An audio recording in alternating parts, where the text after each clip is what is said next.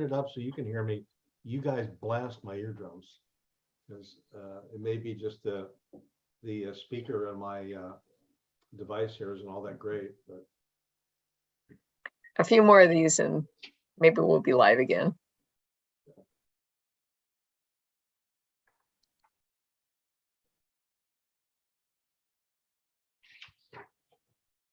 All right, so we are live. I'm just waiting for the chamber.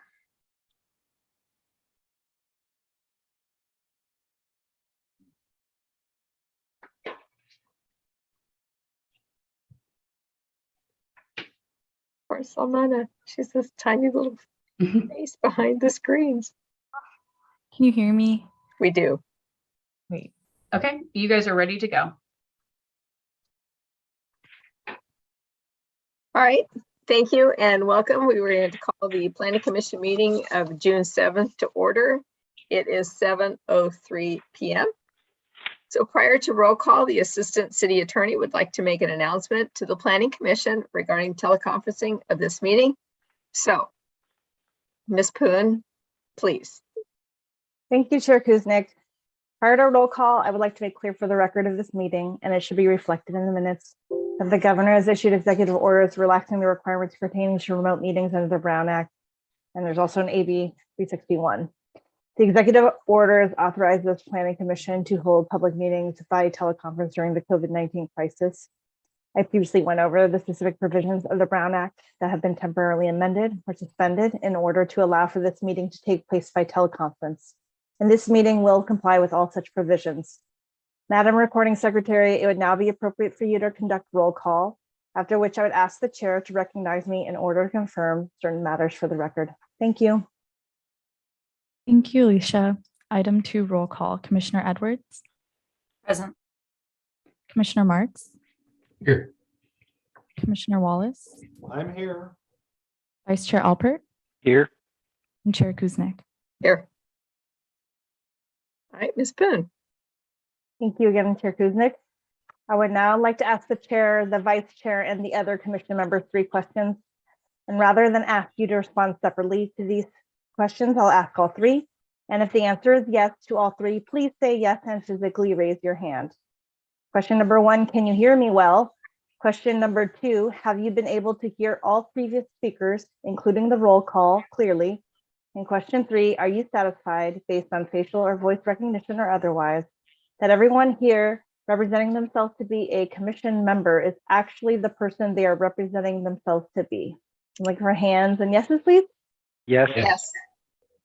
Great. Yes. Thank you. Seeing all hands raised, the record should reflect that I received affirmative answers from each commission member present to all 3 questions, that all commission members have indicated they are able to hear each other and these proceedings clearly. And no commission member has expressed doubt that each and every commission member participating by teleconference is in fact the commission member they are representing themselves to be. And finally, I would now like to advise the chair and the commission members and the recording secretary that any votes taken during the teleconference portion of this meeting must be taken by roll call. Thank you. Thank you so much. And now we return to our recording secretary. If you could please lead us in the Pledge of Allegiance. Thank you. Item 3, Pledge of Allegiance. I pledge allegiance To the to the flag flag of of the the United United States of America and to the republic for which it stands, one nation, under under God, God, indivisible, with liberty liberty and for all. justice for all. Thank you very much. All right, we're moving on to item number 4, which is public comments or written communications. If you wish to speak under public comment, you may click the raise your hand button on your computer or *9 on your telephone to request to speak when public comment is being taken. You will be unmuted and allotted 3 minutes to speak, after which time you will then be re-muted. At this time, if members of the public may address the Planning Commission on any item not already included in tonight's agenda. So we're going to open public comment. If there are people who have items that are not on the agenda tonight. We do not have any hands raised. And we have not received any written items that were not related to the agenda, correct? That's correct. Okay. All right, so we're going to close the public comment on items that are not on the agenda. Thank you so much. All right, item number 5, additions and revisions. We have none. Item 6, the consent calendar. There are none. And so we move to approval of the minutes. So Planning Commission regular meeting of May 3rd. Madam Chair, I would move approval of the May 3rd Planning Commission meeting minutes. I will second. Excellent. Okay, recording secretary. Mover Commissioner Marks, Aye. seconder Vice Chair Alpert, Aye. Commissioner Edwards, Aye. Commissioner Wallace, Aye. and Chair Kuznick. Aye. Item 7.1 passes 5-0. Okay, excellent. Moving on, item 8, continued items after the close of public hearing. There are no items. Item 9, continued items, open public hearing. There are no items.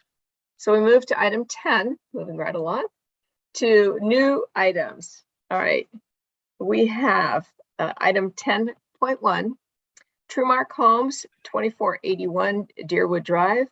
Going to have a staff report, but I would like to also perhaps at this time allow Commissioner Edwards to address the commission. Commissioner Edwards. Thank you, Chair Kuznick. I have discovered that my office has historically represented Trumark Homes, and for that reason, I will be recusing myself from tonight's hearing. Thank you, and we will see you later in the agenda. Appreciate Thank that. All right. So we turn to our planning manager, Mr. Barr. Good evening. With your permission, I'll share my screen and do a quick PowerPoint presentation. So Mona, could we bring in Garrett, Hines, and Heidi? And I'm going to go ahead and share my screen now and walk through the presentation. Afterwards, we'll be available for questions, both the applicant and myself.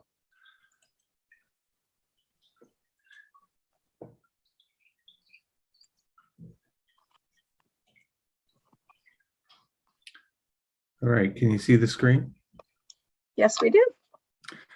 Okay, so this is the first of several public hearings related to the Deerwood Townhomes project filed by Trumark Development. The address is 2481 Deerwood Drive. There's numerous applications associated with a general plan amendment, a rezone, development plan, architectural review, major subdivision, environmental review, and a tree removal permit. So let me go ahead and start with the orientation. And I would mention there is some history on this site. You have done a concept review here in the past, and there's been other proposals over the years. This is a 4.43 acre site located at 2481 Deerwood. A general plan designation is office, a zoning designation is administrative office. The development occurs on the upper portion of the site. The lower portion has some steeper slopes, a drainage easement, as well as some native habitat. So here's a view, an aerial view of the project area, the project site. You can see the existing office building and parking lots with Deerwood to the north and the surrounding neighborhoods. So we've been working on various land use scenarios for this particular property. What's currently being proposed as part of the general plan amendment is a change from the existing office designation to a multiple family high density residential designation on the upper portion of the lot and an open space designation on the lower portion of the lot. As you can see, it's surrounded by residential, so this will be consistent with that, and with the open space also lines up with the creek to the south. In terms of the zoning revisions, again, from administrative office to a medium high density residential, and then open space 2 on the lower portion. So as part of this project, they're proposing a vesting tentative map for condominium purposes. And included in this will be, and I will say the initial submittal of the map does not reflect the split of the lot into 2 parcels. And so they're working on revisions to this map in response to this change in land use. But the townhomes themselves will be technically condominiums, and then the lot will be split between the residential and open space. And so here's a diagram of the new parcel configuration.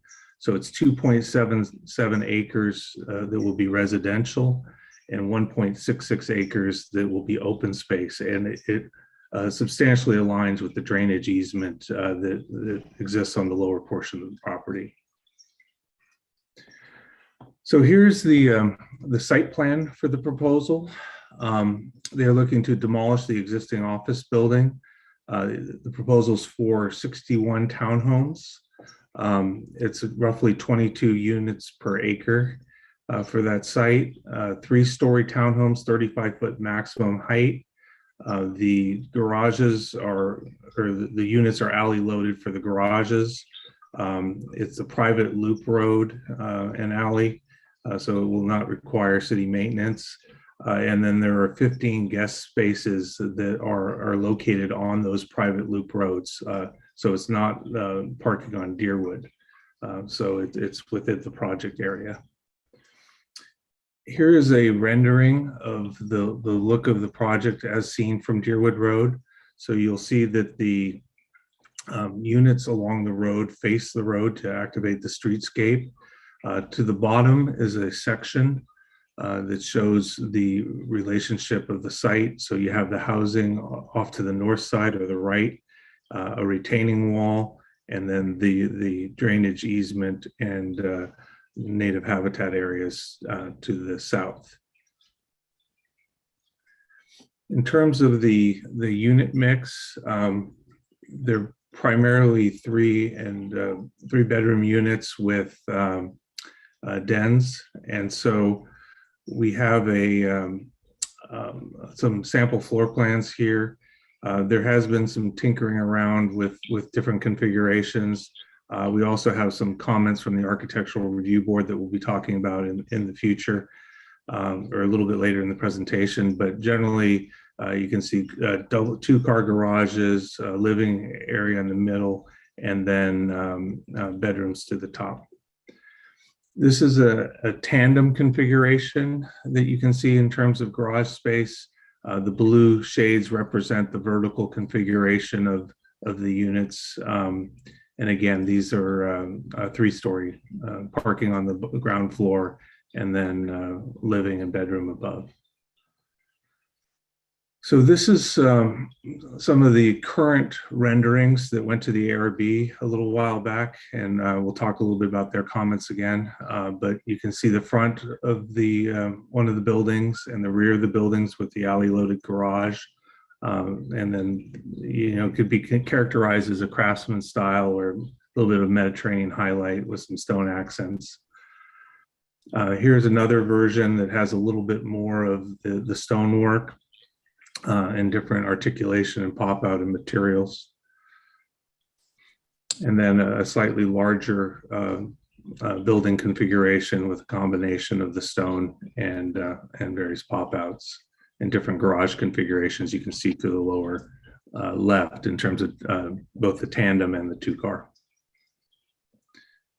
So there is a materials board that was provided that includes the paint palette and then also highlights of what the various materials are. In terms of the landscape plan, there's a landscape palette that was proposed that was accepted by the ARB. There are some recommendations for revisions to the landscape regarding buffering and screening. The central landscape area there serves as both an amenity area as well as stormwater detention. And then on the lower portion, which will show some highlights of, there's some seating areas and circulation paths. Here's the landscape palette. As I mentioned, the ARB thought it was a good choice of materials. And they had some additional comments that we'll talk about regarding site design. Also site furnishings that were specified or samples of them, as well as textured paving and the like. Here's a blow up of the seating area down by the lower retaining wall that overlooks the slope to the south and the valley to the south. This is a photo simulation as seen from Crow Canyon Road. So they'll give you an idea of what you would see looking back up the hill in terms of the massing of the building and the context of the trees and landscape. So on the 12th of May, we did take this to the Architectural Review Board. They had comments on the site plan and pedestrian circulation, wanting to see more of a loop as opposed to dead end in terms of pedestrian paths. They wanted to see additional attention paid to the project entry. They had several comments related to the materials and massing, as well as the color palette, wanting to see some different tones. Also the emphasis on 360-degree design. And then they had some recommendations for more of a play area and other amenities that could be provided. The project will return to the ARB at some time in the future. The applicant is working on responses to the comments that they received from the ARB. In terms of affordable housing, this project will be required to provide 15% affordable for low, very low, and moderate income, and these will be for sale. They are also applying for a concession and additional waivers per the state density bonus provisions, and that they intend that concession to be used to deal with the height of the retaining wall to the south of the project, which currently exceeds city standards. In terms of the Environmental Quality Act, we are in the process of preparing a mitigated negative declaration for the project, and we're working with our environmental consultants for the city to produce that document. Once it's prepared, it'll be released for public review, and then we'll move into additional hearings with the commission and council. As you're aware, Measure G requires that any amendment to the general plan be adopted by a 4/5 vote of the city council, as well as a similar recommendation from the planning commission, and then that there's a minimum of 3 public hearings before each body. And so we will be working to schedule those additional hearings once we have the environmental review complete and have incorporated comments from the ARB and the planning commission toward a final design.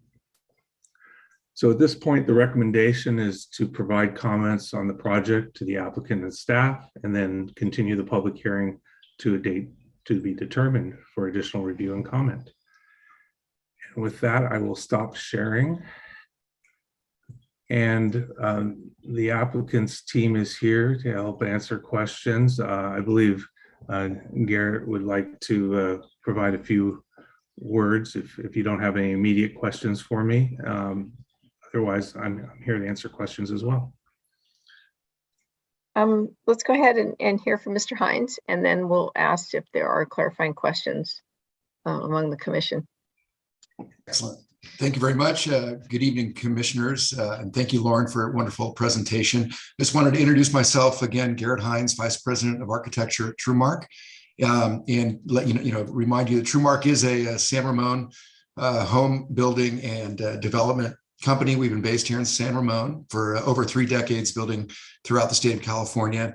And we're very excited about this opportunity to provide high quality housing in San Ramon. We did have a very positive meeting with the Architectural Review Board, and we are sincerely trying to address all of their comments as best we can. And we'll circle back with the ARB shortly and show them how we think we have listened. And again, we're really here just to listen to you tonight and answer your questions. I think Lauren did a great presentation, and I'll leave it at that. So thank you very much. Great. All right, commissioners, do we have clarifying questions to the applicant? Yes. Oh, I see hands. Okay. So I'm going to start with Commissioner Wallace.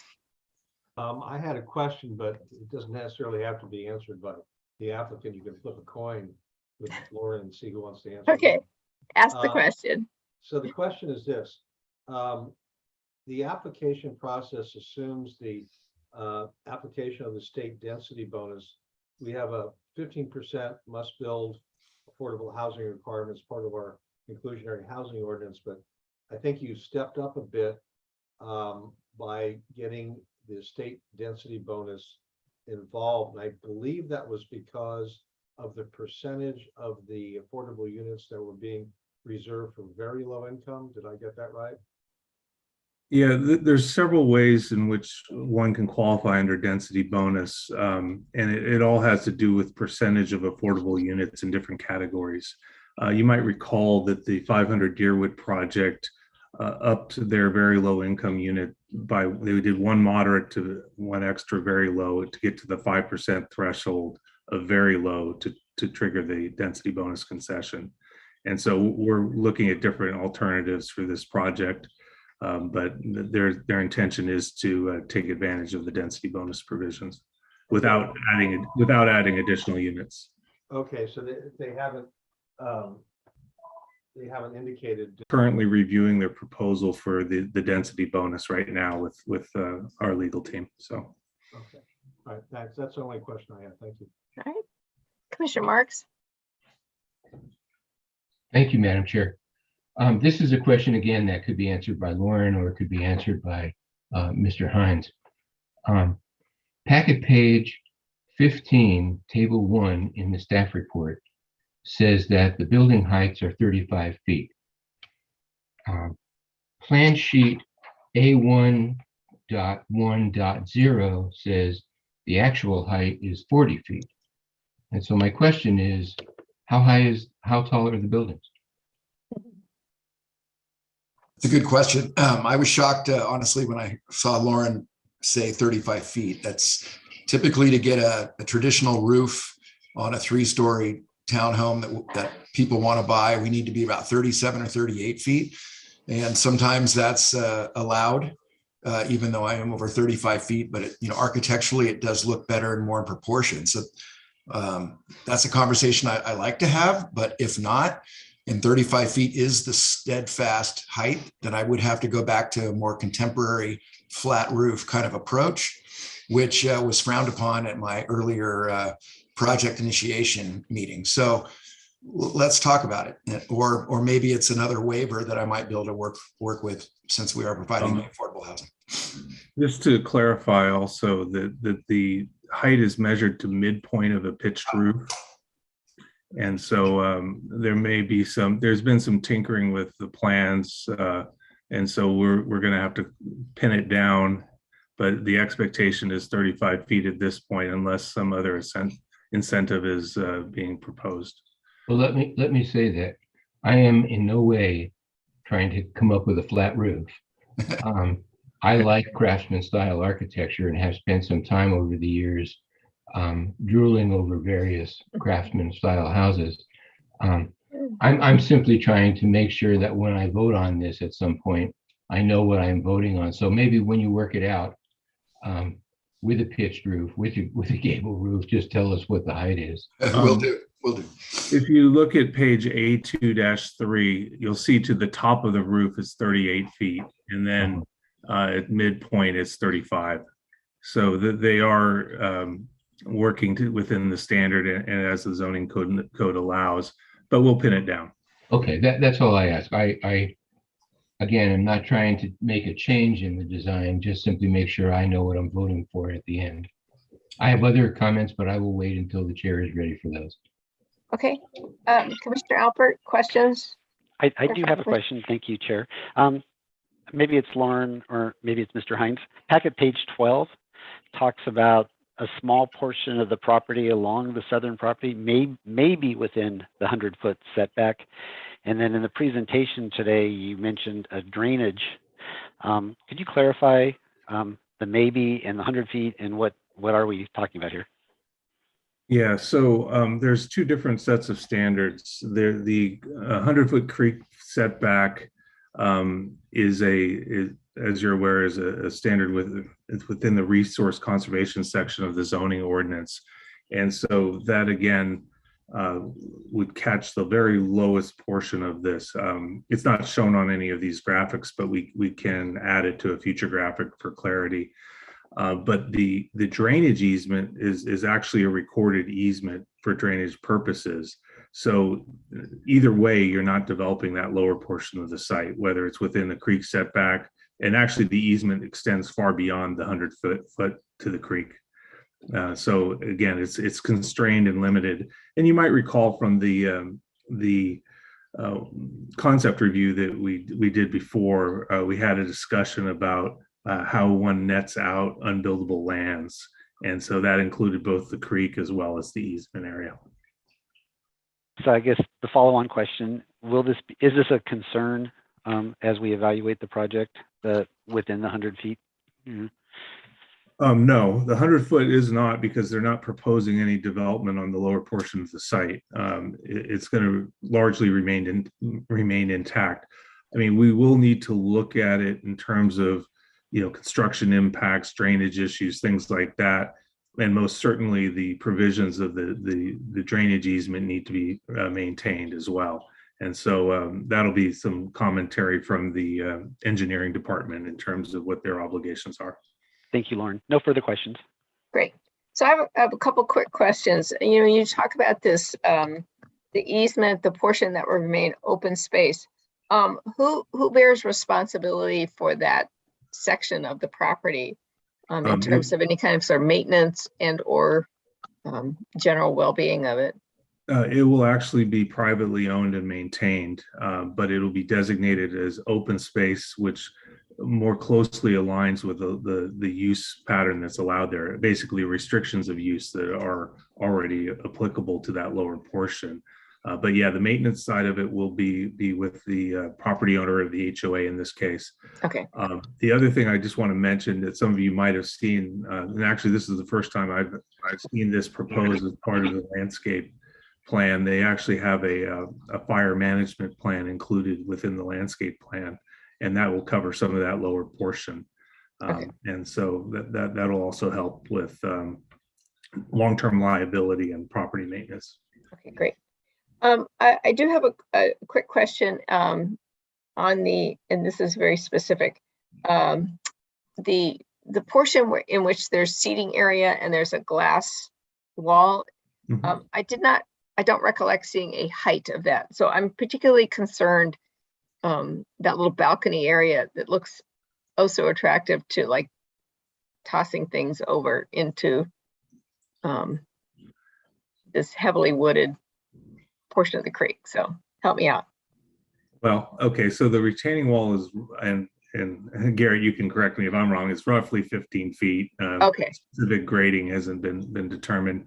I actually, again, design aside, they have these projections that go out over the edge that are sort of interesting architectural features and create a sort of unique experience. And the clear glass rail provides the safety aspects while allowing for the views out over the canyon to the south. So again, those are amenity choices that the applicant is making in terms of how they'd like to present that area. But most certainly, both the retaining wall as well as railing and safety issues will be addressed through building codes and other city standards. Yeah, my only point was that I just wanted to be safe, and I was particularly pleased that the glass wall was very high. Just wanted to make sure it was sufficient to not encourage anybody throwing things over like just to be cigarette clear, butts. just to be clear, the glass rail is a railing. Okay. The wall is 15 feet tall. Okay, very good. The glass. That's fine. It Yeah. satisfies my concern. Great. Anything else for questions for our applicant before we proceed on? Okay, so let us go ahead and open public comment. So Salmana, do we have, you want to give your little pep talk about? Yeah, I'll Okay, start bye. off by providing the public with the late communication we've received. We received one late communication item from Ralph Ballard, which was provided to the Planning Commission prior to the meeting. We have no speakers in the public. So in the chamber. So I will provide instructions to members joining via Zoom. Members of the public wishing to speak on this item may press the raise your hand button on their screen or *9 on their telephones. When it is your turn to speak, you will be unmuted for up to 3 minutes. So I'll take a look and see if we have any hands raised. We do have one hand raised. We do one. I see a Kay McPhee. Hi. All right. My apologies. I don't often speak at these events. I am in the complex immediately to the west of this proposed development, and I've been reviewing the plans. And there are several issues that I would like to bring up for consideration with the changes, and I have several, so I will kind of try to run through them quickly. The change to the access to the property and the moving of the access roads to the outside of the property is a concern for both neighborhoods on both sides of this project. I did notice that the proposed plan is doing away with the 10-foot opens or the 10-foot setbacks on both sides of the project, and they're also moving the road closer to it. So both sides of the project where the driveway is roughly 30 feet from the property line. That will be reduced to 10 feet. This has big impacts when it comes to the illumination plan, where the site plan shows multiple streetlights immediately on the property line that will be shining directly into the neighborhood. There are additional issues with the utilities. There are and the installation of this new retaining wall along all walls or along all sides. The property is going to be raised up above both the apartment complex to the west and to Cambrio on the east. And the placement of the retaining walls is directly on the property line. So there is going to be a lot of impact onto the neighborhoods and directly into residential's backyards. I think the high density or the density calculation was addressed in the presentation earlier, where it's misstated as 6 houses per acre when it's closer to 22. There is parking issues that I believe need to be addressed, since there is very limited on-site and is designated as guest parking. So people with cars that don't fit into parking into the garages are going to be spilling onto Deerwood. And with the setback that is going on to Deerwood, it's going to push that parking over to the neighborhoods on both sides. The last but not least is the utility connections. I am noticing on the utility plans that both the sewer and storm drain are tying in directly into the sewer and storm drain in the Cambrio complex to the west. I want to make sure that there is studies that are being performed that demonstrate that the existing utilities, because they were designed for specifically that neighborhood, will be able to take on the additional load of this new complex. And there is some ownership as an HOA member for Cambrio that I believe needs to be discussed when it comes to the storm drain. So because city storm drains will be coming through the complex. Thank you so much. Appreciate it. That Do we appears have- to be the last of the hands. We don't have any other hands raised. Okay. All right, so at this time we will close a public comment. All right, commissioners, this is our time to discuss the project. So who would like to start off? All right, Commissioner Marks. Wait, hold on. There you go. Thank you, Madam Chair. That was my fault. That's all right. Muted We're in this myself. together. I want to start off and say that I like this project and where it is going. I like the architectural style, basically. I like how the project fits into the neighborhood. It is the best of the proposed projects that over the years that we have seen. And I think it makes sense in that overall area. I do have a couple of concerns. And the first is to say that as I look at the landscape plan, and I'm going to reserve final comments when I get a full-size scalable plan. But based on what I see here, I really think you are 2 townhouses too large. And that is because, and this, I'm interpreting what the ARB was getting at, but there are going to be not just little kids here, but bigger kids. And there's no area really of any size to throw a ball or a tot lot or really anything else based on what I see here. Now, when I have a full-size set of plans and I can scale it, I can make some adjustments in my thinking. But right now, I appreciate that we said to you at the first go round, come back with more units.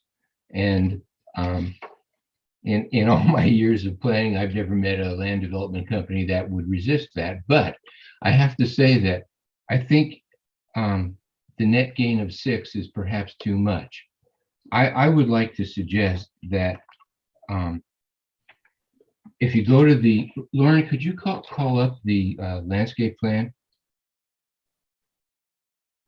Yeah, hold on just a second. Thank you. Too many windows open. Hold on a second. Sure, take your time.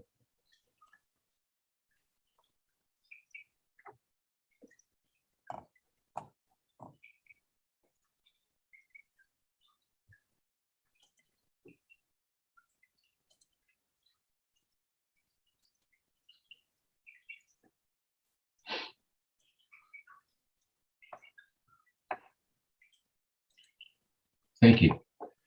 If you take a look at where building 3 is, or building 6 along the street, the end of the building near the street, by eliminating 2 units either at building 3 or at building 6 and connecting to the wider area of the open space that's there, it seems to me that you can get a more usable, sizable area for not just kids to play, bigger and smaller, but for adults to gather. I think by being at the end of the street, it's less disruptive than putting it in any other location. And it is still a net gain of 4 units beyond what we saw in 2021. And again, I don't do this just to eliminate units. That to me would make no sense. But the quality of a project is also about what it offers the people who live there, as you all know, as certainly TrueMark knows. And I just feel like there's not enough usable interior space for things to happen for kids. And the overlook, the patio overlook, I think is a fine idea, but it's not a recreational area for kids particularly. So I would ask you to eliminate 2 units either by building 3 or building 6, right at the end where the street and the units meet.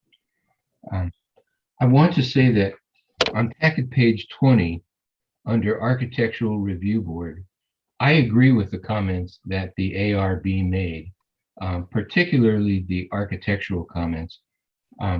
I realize that this is not going to be a purely Craftsman style project, but if you look at some of the front elevations, there is almost nothing Craftsman-like about them.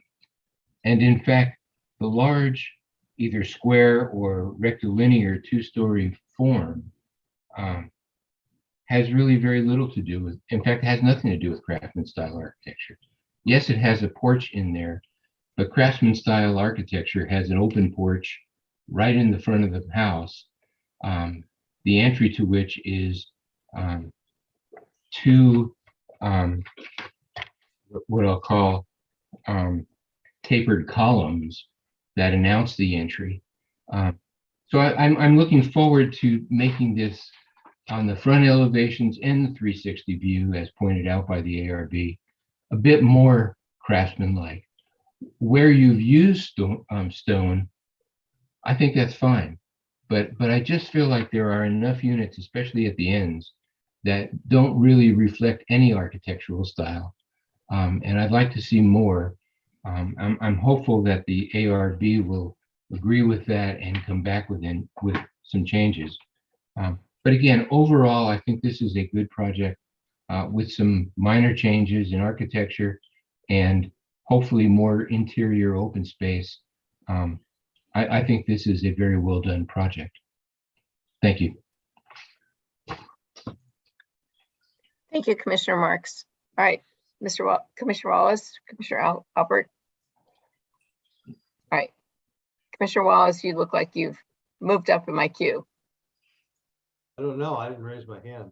That's all right. You are in the raise your hand spot. So Okay.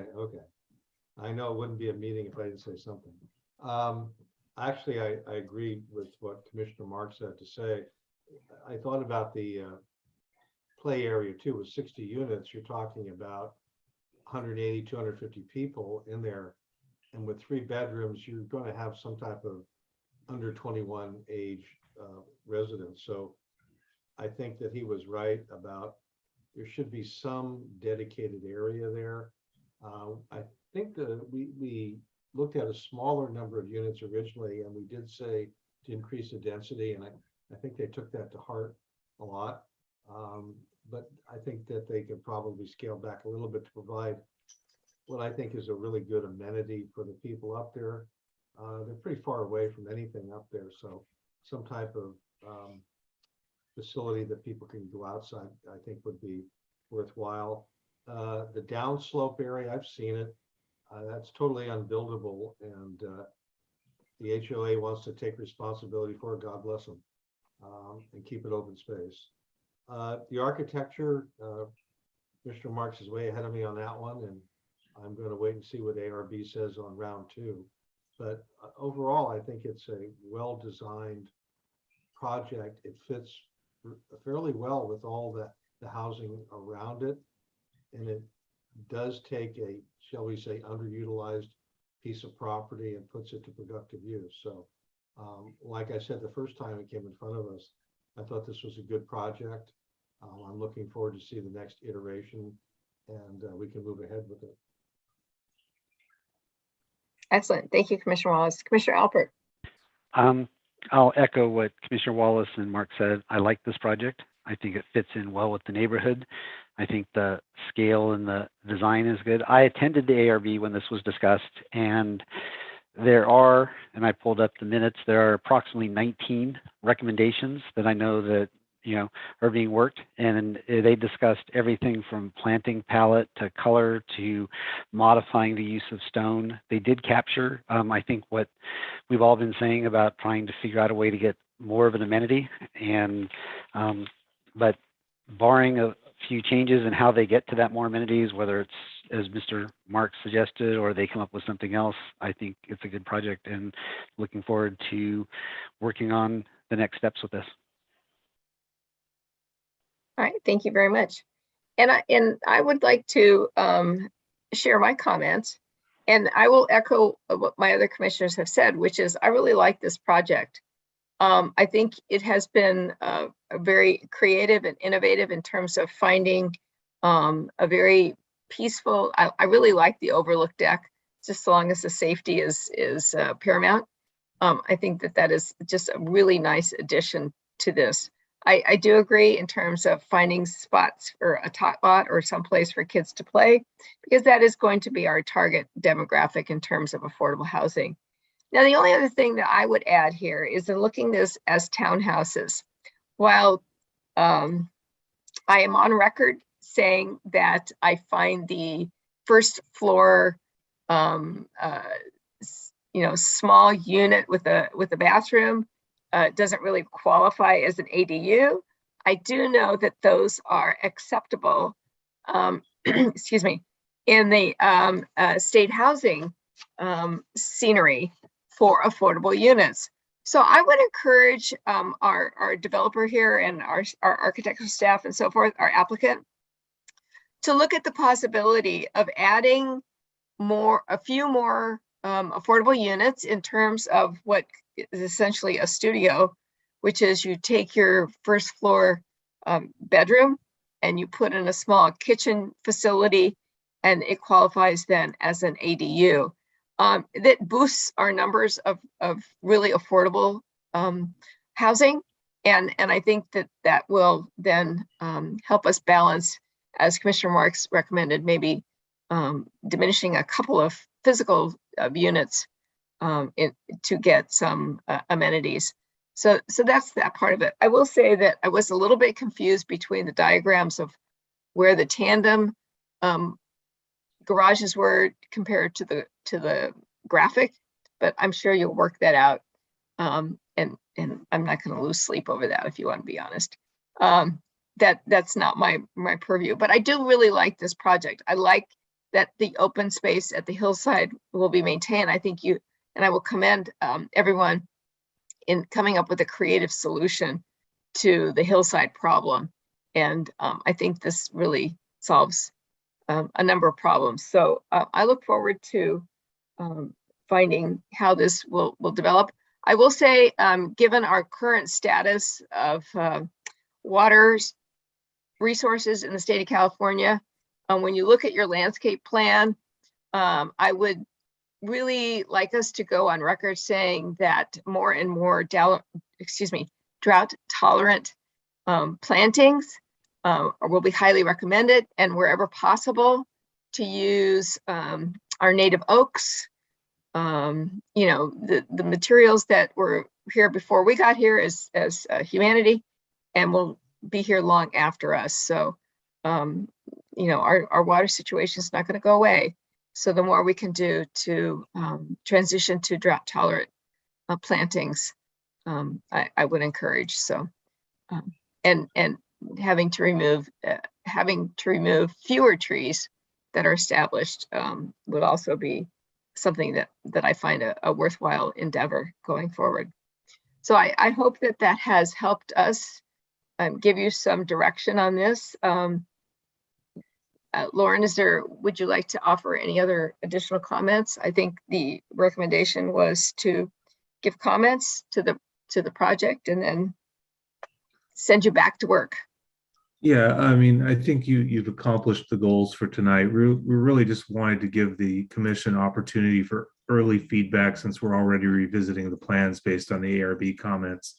And we do have, multiple hearings under Measure G. So this will at least give them an opportunity to consider what the commission has raised tonight and couple that with the ARB, and then come back with a revised set of plans. Great. And so I hope that you feel like we've given you some good feedback on this project. And then we look forward to seeing the project coming again. So thank you very much. We appreciate it. Excellent. Thank you so much. Yep. Thank you. All right, commissioners, if we could ask Commissioner Edwards to rejoin us. We'll stall here for a moment. Bring that in. This is where if we were on TV, we'd go to a commercial. I was just kidding. Email's been sent, so. All right, fantastic. All right. I know she'll be back. Lickety split. Okay, so we'll be moving on to item 10 point. Nope, actually 812, item 12. So the agenda moves it along here. So while we are waiting for Commissioner Edwards, let me just say, in terms of the agenda, we are moving to item 11, non-public hearing action items. There are none. And we will be quickly moving to item 12, which will be a study session. And item 12.1, a staff discussion item of the Deerwood and Omega Development Plan Concept Review for Morgan's Masonry site. So we are not quite ready, but we will be. It's coming now. All right, momentarily. Well, we could have opted for a break, but if you are watching this on a recording, we appreciate your patience. So.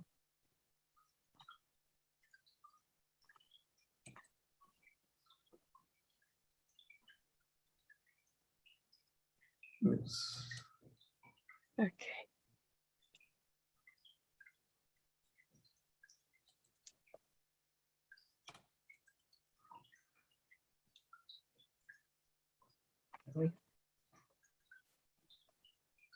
What time is it? Oh, polls aren't closed yet. Oh, here she is. Fantastic. All right, Commissioner Edwards, welcome back. Thank you. All right, very good. Thank you so much. We appreciate having you back. All right, so we're moving on to item 12.1, the study session for the Deerwood and Omega Development Plan Concept Review for Morgan's Masonry Site. And we will be hearing from Mr. Barr. Okay. I'm going to go ahead and share my screen again and run through a PowerPoint presentation. So Mona, could you promote Leanne Thomas and Karen Massey, and I'll let them decide if who else on their team they'd like to bring in. All right, let me go here.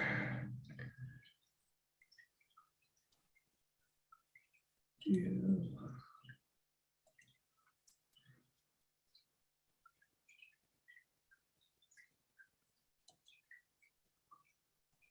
Hey everyone, can you hear me? We can, Ms. Thomas. Okay, we'll see if Karen can join here in a minute. Okay, can you see my my screen? Yes, sir. Okay, so tonight we have a concept review for the Deerwood and Omega Apartments.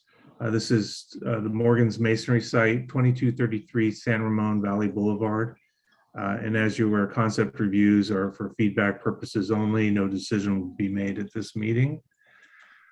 If I can get my thing to work. So general plan designation is mixed use. This is within the Village Center or VCMU district of the San Ramon Village Specific Plan. As you could see, the site wraps around an infill parcel that's currently an auto repair shop. The total acreage of the site is just under 3 acres, 2.97.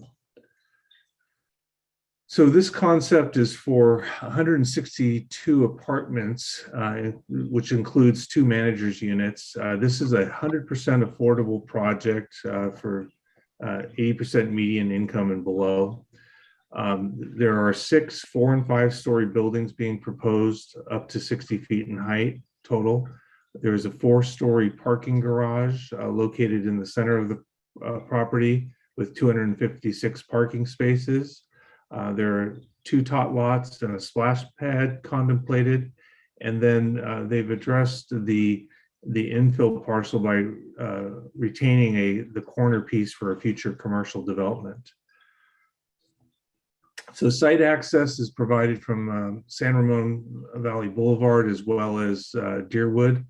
In addition, there is a fire access point along Omega to the north of the property that allows for emergency vehicle access for circulation and code requirements. Here's just a breakdown of some of the layout of the site. You can see that there's tot lots distributed throughout the project, the splash pad. On the corner of Omega and Deerwood, there are community rooms as well as the leasing and lobby areas. And so those will actually show a little bit on the rendering for the project. There's a total, as I mentioned, of 162 units. Sizes are 1 bedroom to 3 bedroom, 617 to 1,060 square feet. There's some sample floor plans to give you an idea of the different types of configurations. One thing that's nice is with this range is you can accommodate different household sizes. And so that's something that we've been looking for, particularly in response to affordable housing or workforce housing. So here's just a diagrammatic massing study perspective. You'll note the area on the ground floor at the corner with the darker windows. That represents those common areas and leasing space. And then the rest is street wall and articulation, just to give some ideas of what might be possible. But it does represent the scale that we're talking about in terms of 5 stories on Omega, and then 4 stories as you get closer to San Ramon Valley Boulevard. Here are some samples of various architectural styles. Again, there's nothing that's been decided as of yet, just some ideas of different projects that could be considered, or different styles that could be considered. So as I mentioned, they're proposing to leave the corner for a future commercial pad. So the 2241 property is not part of this proposal. However, that little finger at the corner would be reserved for future development. Again, there's no expectation of what that would be at this point in time. It would just be available for someone to put together a deal for a future development. And it's roughly 6.65 acres. So in terms of if this project should move forward, there's several things that will be in play. You know, as you're aware, the VCMU and the San Ramon Village specific plan has a set of objective standards that would need to be addressed. So there'll need to be a much more detailed analysis of consistency with those standards. As a 100% affordable project, it's got a density bonus of approximately 76%, or additional 70 units. And then because of the high affordability level, it's subject to, or it's granted up to 4 concessions and incentives and an unlimited number of waivers to address any design issues. So we have some general questions for the commission. If you're at a loss for your own comments, we can use these. Does the commission have feedback on the project density bonus, or role of all affordable project in meeting the city's affordable housing goals? Comments around the future commercial pad at the corner, the building concept, site circulation massing. What are your thoughts on that? And then any comments you might have on particular architectural styles. And so from a staff perspective, we'd ask you to receive the report, receive comments from the applicant, take public comments, and provide comments to the applicant and staff regarding the concept. Now, the applicant has a presentation that they would like to share, but if you have questions you want to address first, or we can go straight to the applicant's presentation, either way. I would think that we could see from the applicant their presentation, unless somebody is, I don't see any nodding in disagreement. So let's do that. All right, if we could give me just a second to pull up their presentation. Let's see, let's cancel that, sorry. Okay. All right. And full screen mode. Talking it through myself here. It's okay. So Leanne or Karen? Karen, you gonna do? I am. Thank you, Planning Manager Barr. Do you mind elevating our project architect, Dirk Thelen, as well as our director, Brandon Denon, please? Got that, Silmana? Yep, working on it. Great, thank you. And I can go ahead and start while the rest of the team joins. Good evening, Madam Chair and members of the commission. My name is Karen Massey. I'm the project manager for Anton Development Company on this project. I'm joined tonight by Brandon Denon and Leanne Thomas. They're on the Anton team, as well as the project architect, Dirk Thelen. We're extremely pleased to be here tonight. We understand that you guys have received a couple of different development proposals for this site. And we're optimistic that the preliminary design that we're sharing with you tonight hopefully meets both your housing and your commercial goals for this property. We have had the opportunity to review the specific plan and visit the site. We understand what a unique opportunity it is to develop this site, and we're hoping that the preliminary plan that we have before you tonight starts to touch on some of your goals and objectives for this key gateway location. So we're going to break this up as a team. Leanne is going to do a bit of an introduction for Anton, help you to get oriented to us as an organization, introduce some of our prior projects, and then give you a little bit of background about affordable housing finance. There are some restrictions around affordable housing financing that kind of constrain how the site can be developed once you take state and federal funding for affordable housing. So we want to make sure that you guys understand some of the constraints that we have on our side as we propose an affordable project. And then we'll hand it over to our project architect, and he'll go through kind of the preliminary design intent and hopefully demonstrate for you how we think we're meeting the city's goals and objectives for the site. And then finally, and most importantly, we'll pipe down and look forward to receiving your questions and your feedback. So with that, I think the next slide goes to Leanne. Thanks, Karen. We are very excited here to be proposing this mixed income workforce housing project. And I wanted to share a little bit about Anton and our history in case some of the Planning Commission members are not familiar with our company. We've been around for about 25 years. We build affordable and market rate apartments throughout the state of California. And we recently ventured into some other West Coast states.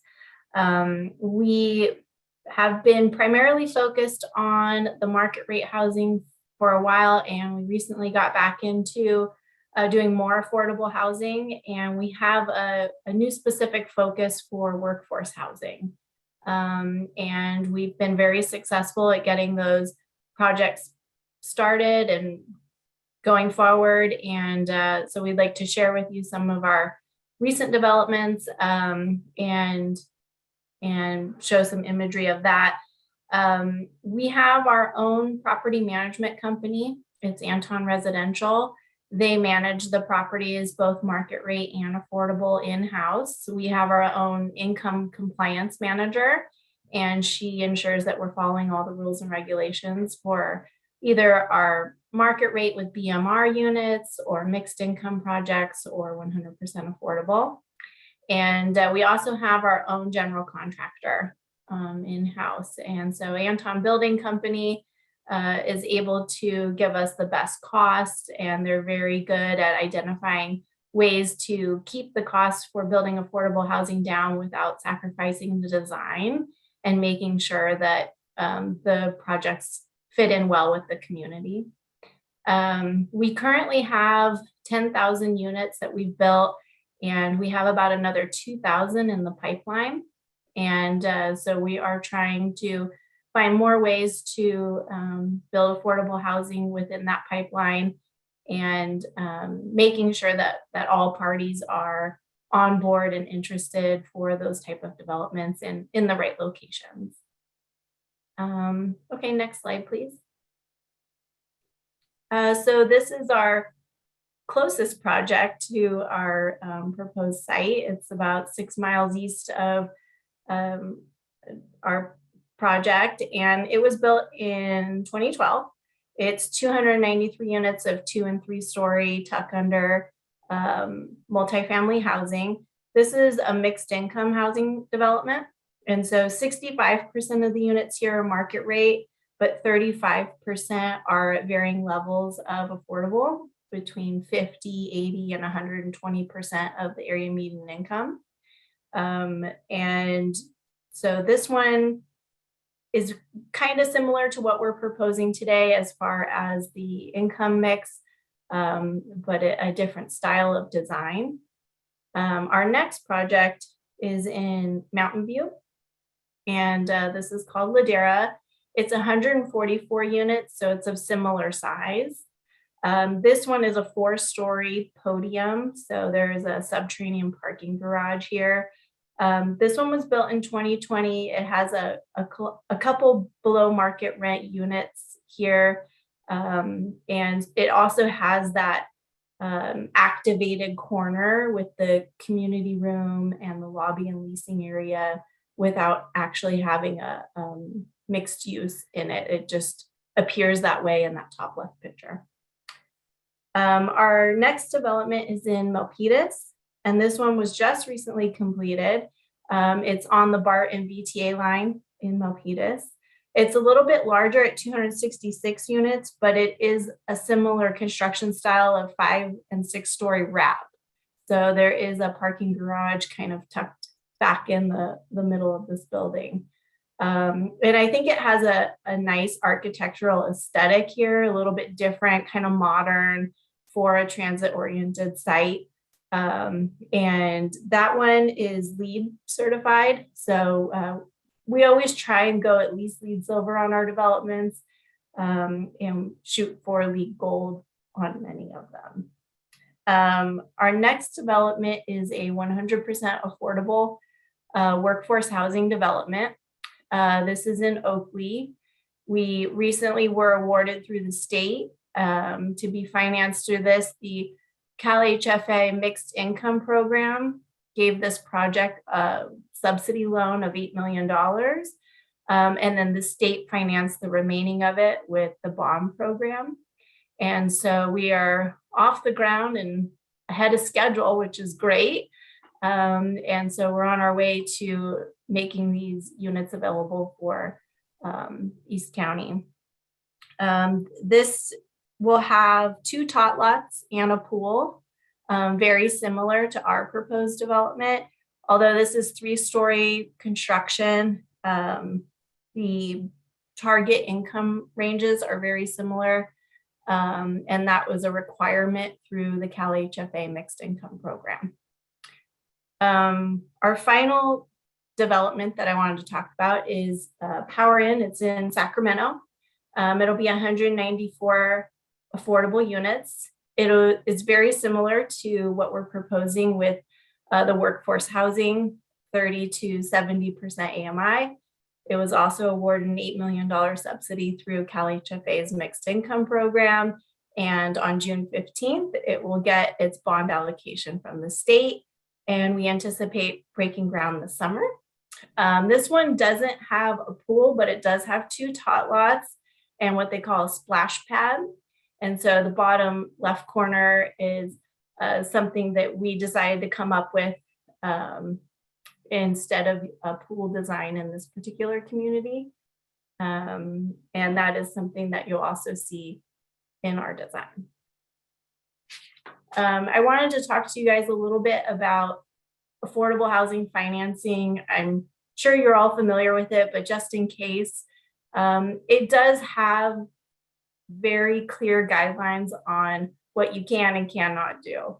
So we originally came to the city of San Ramon and said, hey, what do you think about this?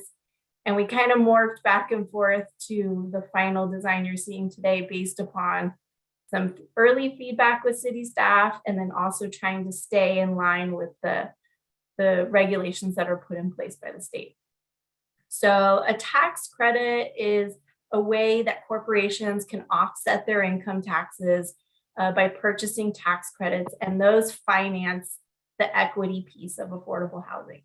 And so we are able to reach out to people like Google, Apple, Verizon, AT&T, and say, hey, would you like to invest in this community in this area and offset your tax liability?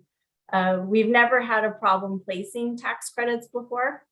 People are readily available to buy them.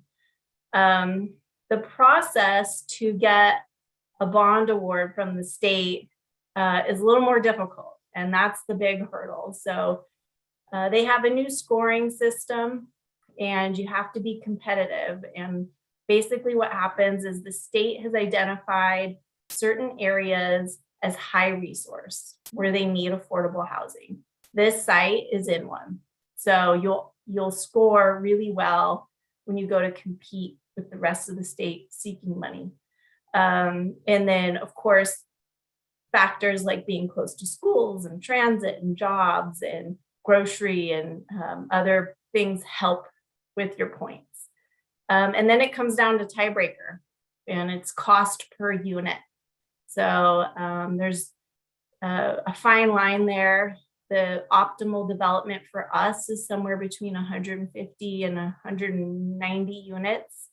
If you get too big, you ask for too much and they don't have the money. If you're too small, your tiebreaker is awful and your cost per unit is very high. So this project fits very well for both scoring and tiebreaker.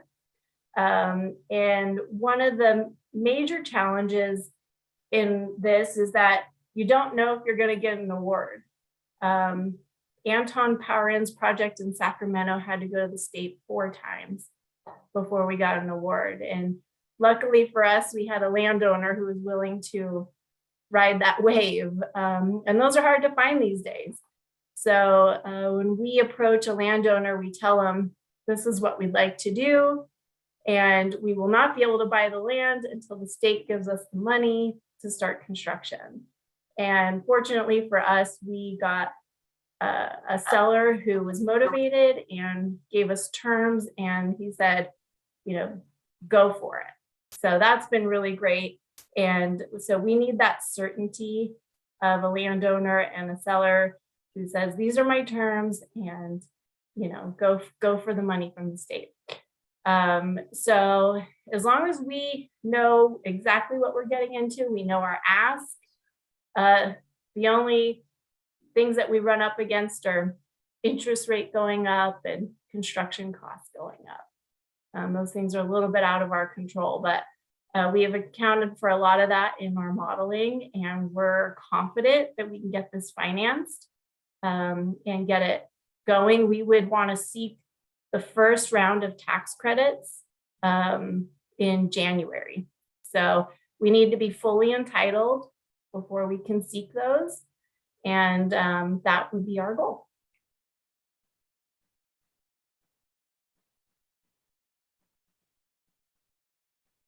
I think we kind of mentioned that this is going to be a workforce housing development.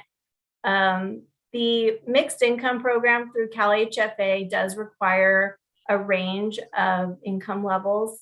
And so it could be 30% plus some, all the way up to 80%. And we'll kind of fine tune the exact allocation of AMI levels, but the average cannot be any higher than 59%. So we will be working on figuring out exactly what AMI levels are supported by the market. But due to our experience in the area, we believe that this range is achievable and we can operate it well. And we think that we can secure financing through this program. One of the other project objectives is going to be to carve out that future retail node at the gateway intersection of Deerwood and San Ramon Valley Boulevard. We have an issue with financing commercial development through the affordable housing program. So it hurts your tiebreaker because it costs more, but also investors can't find a way to invest in commercial development and also affordable housing. So it negatively impacts our chances of being awarded. So what we decided to do with staff's input was, because the site of Morgan's is currently 2 parcels, we'll do a lot line adjustment and reserve that corner. We'll make a new parcel out of it. And if somebody in the future wants to come in and combine it with the neighboring auto body shop, then they have that potential. Since we're not able to build it out and we're not able to purchase the other site, that it gives the most flexibility for achieving the mixed use goals of the city. And I think that doing the 4 and 5 story high density, well-designed multifamily housing development with the ground floor activation of the leasing space, the computer labs, the resident community area, the gym, will really make it pedestrian activated. Karen, did I miss anything? You're good. Thanks, Leanne. Do we want to hand it over to Dirk to highlight the design elements?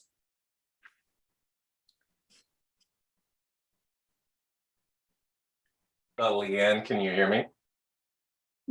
We can hear you, Dirk. Yep, we can hear you. Perfect. Thank you so much. Good evening, commissioners. My name is Dirk Thalen. Just to give you a little bit of background on myself, I'm a principal at Withey Malcolm BSB Design. I've been with Withey Malcolm for 20 years, and Withey Malcolm has been practicing architecture in California for 45 years, in Northern California, all the way to San Diego. We recently have been purchased by BSB in June of 2021. BSB is a corporation with 250 employees, 14 offices nationally, with 3 offices here in California, one in Northern California and one in LA and Irvine. So we're pretty well versed in California. The image on your screen is the proposed site plan. There's a few things that will be repeating, so I apologize for that. The building configuration is 5 and 4 stories of apartments around a central parking structure.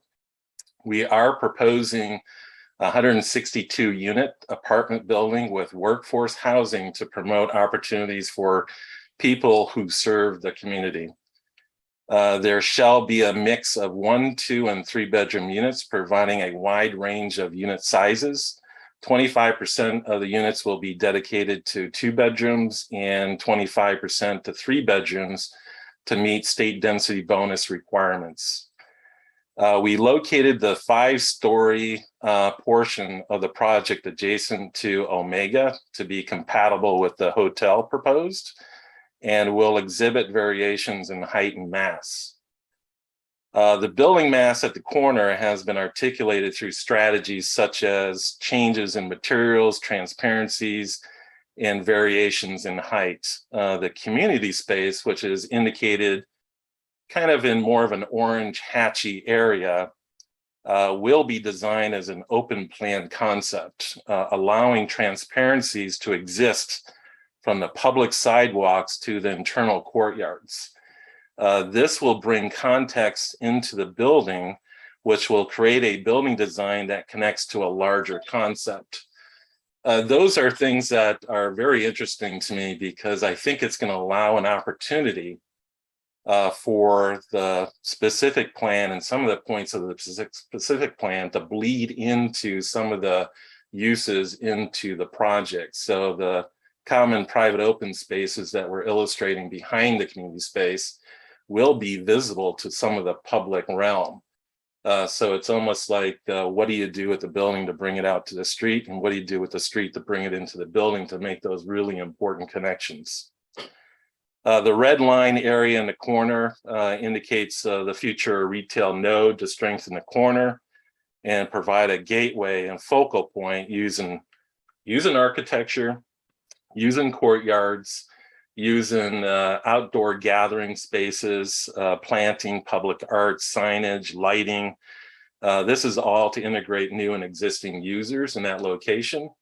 Could be a small little food pavilion that activates that corner for retail uses to create that activity.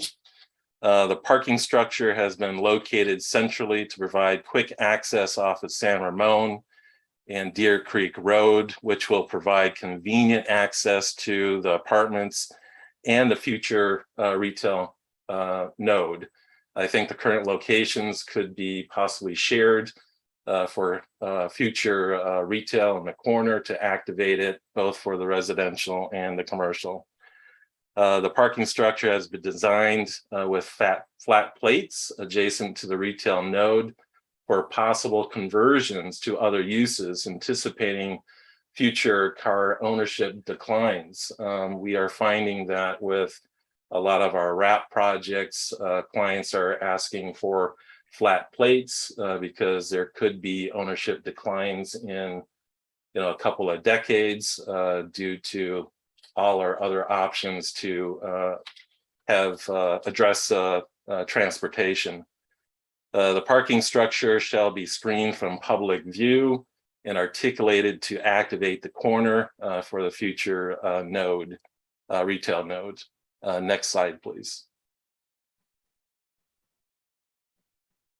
The elevation, again, as indicated, is just a massing study. We did not want to apply any colors, materials, and etc. We just wanted to look at certain parts of the specific plan and illustrate some of those elements that you would like to see in your architecture.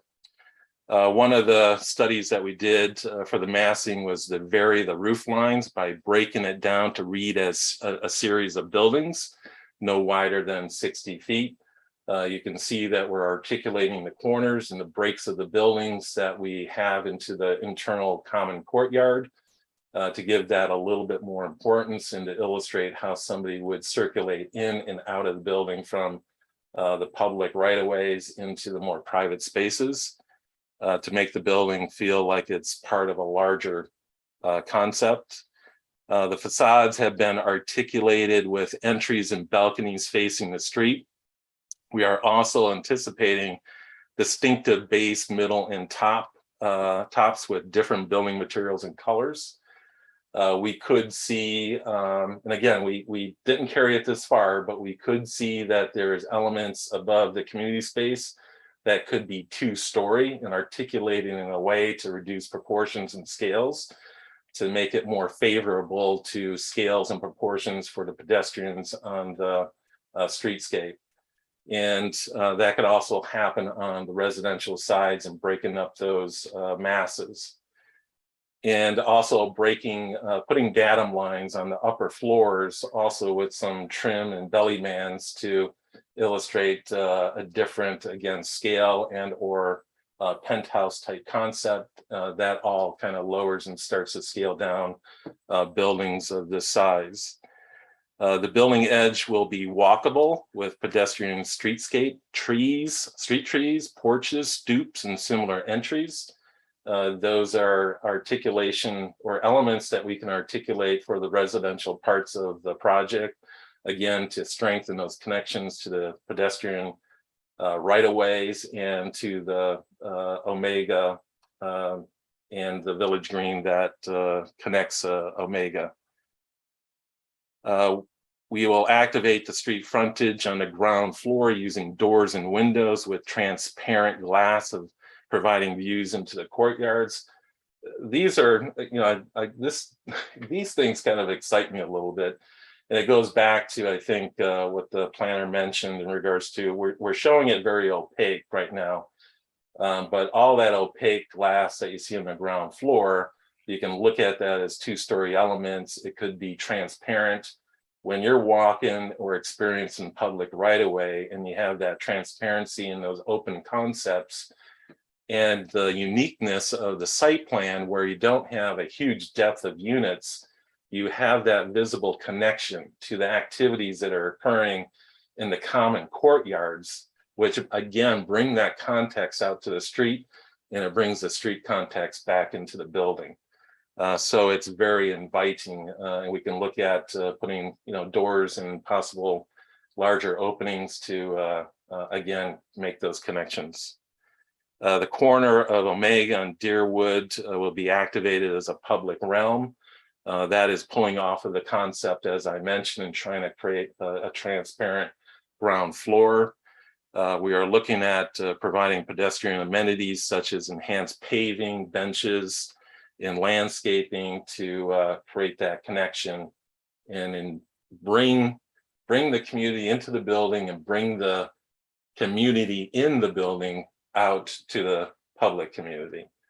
I think those are all the things that we're all trying to do to make these projects successful and part of an improvement to the community. That would end my presentation. I will pull it back to Anton for questions and feedback. Great. Thanks so much, Dirk. Thanks, Leanne, for your thorough presentations. Really appreciate it. So Madam Chair, members of the commission, again, tonight, we wanted to present you with our preliminary concept for what we've come up with the site. I did mention that we have some constraints related to the affordable housing. Leanne kind of illuminated that a little bit for you. We do think that this is a great opportunity site, especially to help the city achieve its regional housing needs allocation. I know you, like many other agencies, got hit with a significant number this year. This project, if approved, would provide 7% of the low and very low numbers that you're faced in your next housing cycle. We have also tried to contemplate the commercial component. I know that that gateway and key intersection and the commercial retail node is a very important component of your vision for this area. We have put some thought into how that might ultimately play out. Of course, that's not a part of our proposed application, but if that is a piece that the commission wishes to discuss, we are prepared to share some information about that as well. With that, I think that concludes our comments, and we'll be anxious to answer any questions that you have and certainly listen to your feedback. Thank you.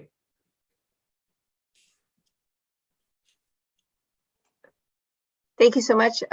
That seems like a very thorough presentation as a concept review. I'm going to ask my fellow commissioners if there are clarifying questions at this time. I see hands. All right. Commissioner Edwards, please. Thank you, Chair Kuznick, and thank you to Anton Development for a very enlightening presentation. Wanted to ask just a couple of clarifying questions for you. And I'll just ask the questions and kind of get myself out of the way here, and then you can respond. I'd like to understand what alternatives you have for financing the site in the event that the affordable housing financing that you've laid out does not is not successful. That's issue number one. I mean, I'm obviously concerned about not just getting this kind of a project approved, but I'm concerned about actually seeing it built. I'd like to get a better sense from you about the plan for the commercial site. It sounds as though you're intending to carve that piece away from the site through a parcel map and then potentially selling it for commercial development. I'd like to understand the plan there. And I'd like to understand whether how you intend to deal with parking for the commercial parcel, whether the intention is actually to set aside some parking in that structure for the commercial project. I'd like to find out what you intend in terms of the period of affordability for these units. And I'd like to understand whether it's, I think perhaps the word is feasible for you to actually add some additional height to this project so that you meet or exceed that 60-foot maximum that we read about in the report. Thank you, Commissioner Edwards. All right. You may go ahead and respond. Would you like us to respond now, Madam Chair? Yes. Thank you so much. Okay. Leanne, I'm going to put you on the spot here and ask you to respond to the two questions with regard to financing alternatives should the plan scenario not work out, and then also the period of affordability, and I will pick it up after that. Please. Sounds good. Yeah, one of the great things that's going on in the state of California right now is that we have a budget surplus, and the governor has created all sorts of financing programs. So as we did with the 4 rounds of financing for our Sacramento site, we have to navigate those waters as we get to them. New money comes up all the time, new programs, and we like to go after them all just to ensure our chances get better and better. There's a couple of programs through HCD that we could qualify for and still keep the workforce housing element. Sometimes they require prevailing wage. We've also been talking to the housing department about potential subsidy sources and alternatives. Also, Apple has a pretty aggressive fund for affordable housing. So there's a lot out there, and I'm going to go after them all. And then whatever one sticks and hits, we will move forward with that. there's not an issue with how to secure the money for it. It's when you get all your money together, you go to the state and you compete with all the other people that have their money. But if you have your bucket full and you just go and you're trying to be as competitive as possible, this being in a highest resource area from the state gives us a competitive advantage. So we're at the top of the list every time we apply, which is awesome. The period of affordability will be regulated by the state, and it'll be for 55 years.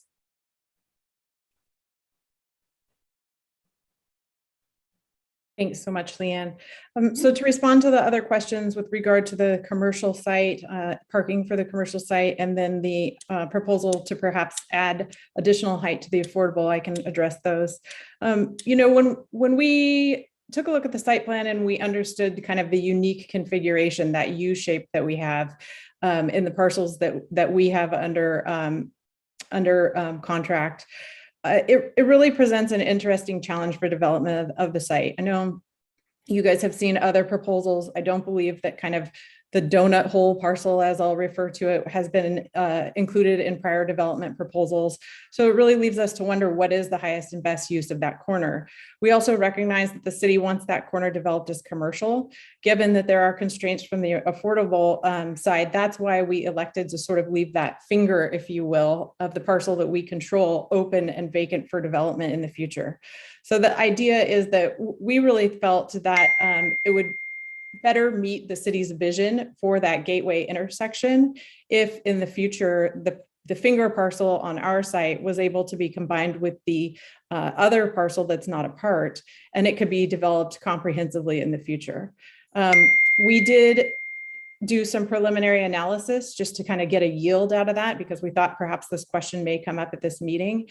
And we believe that that can probably sustain about 9,000 square feet of commercial space combined on the two not apart, the not apart parcel as well as our finger parcel, and that you could adequately park that at a ratio of about 1 to 300 or 30 parking spaces based on the 9,000 square feet. So it would really depend on who acquired the finger parcel and probably that future not apart parcel and how they wanted to ultimately develop it. And certainly we have confidence that the city would work with that applicant to make sure that that was developed as you see fit, consistent with the specific plan. So hopefully that answers your two questions.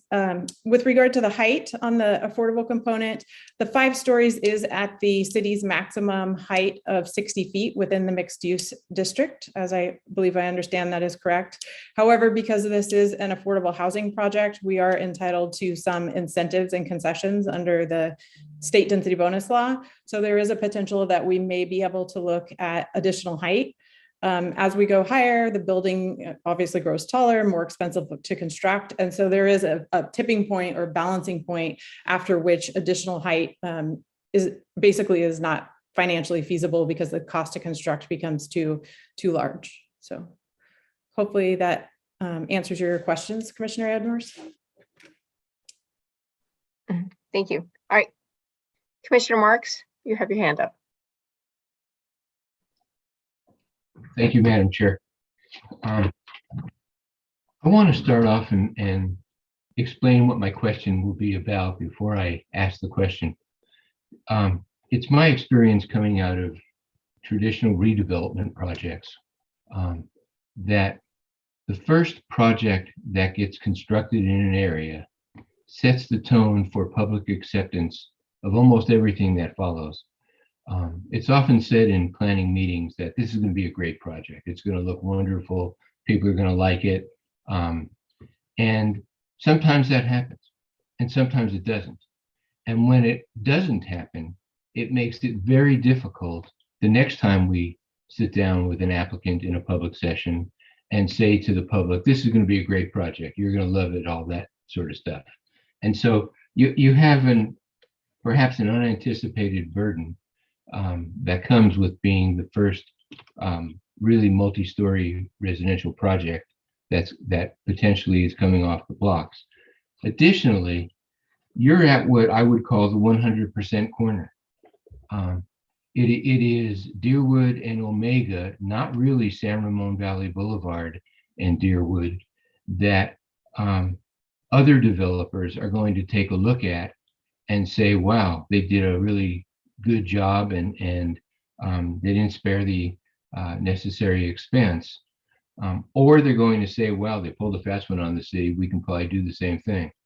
And so I will be looking at this with an eye toward not just your project, but what is it saying to the public and to future land development companies that will hopefully be building in that area. And in fact, if you build the right project, that may incentivize them to come forward on their property and do things.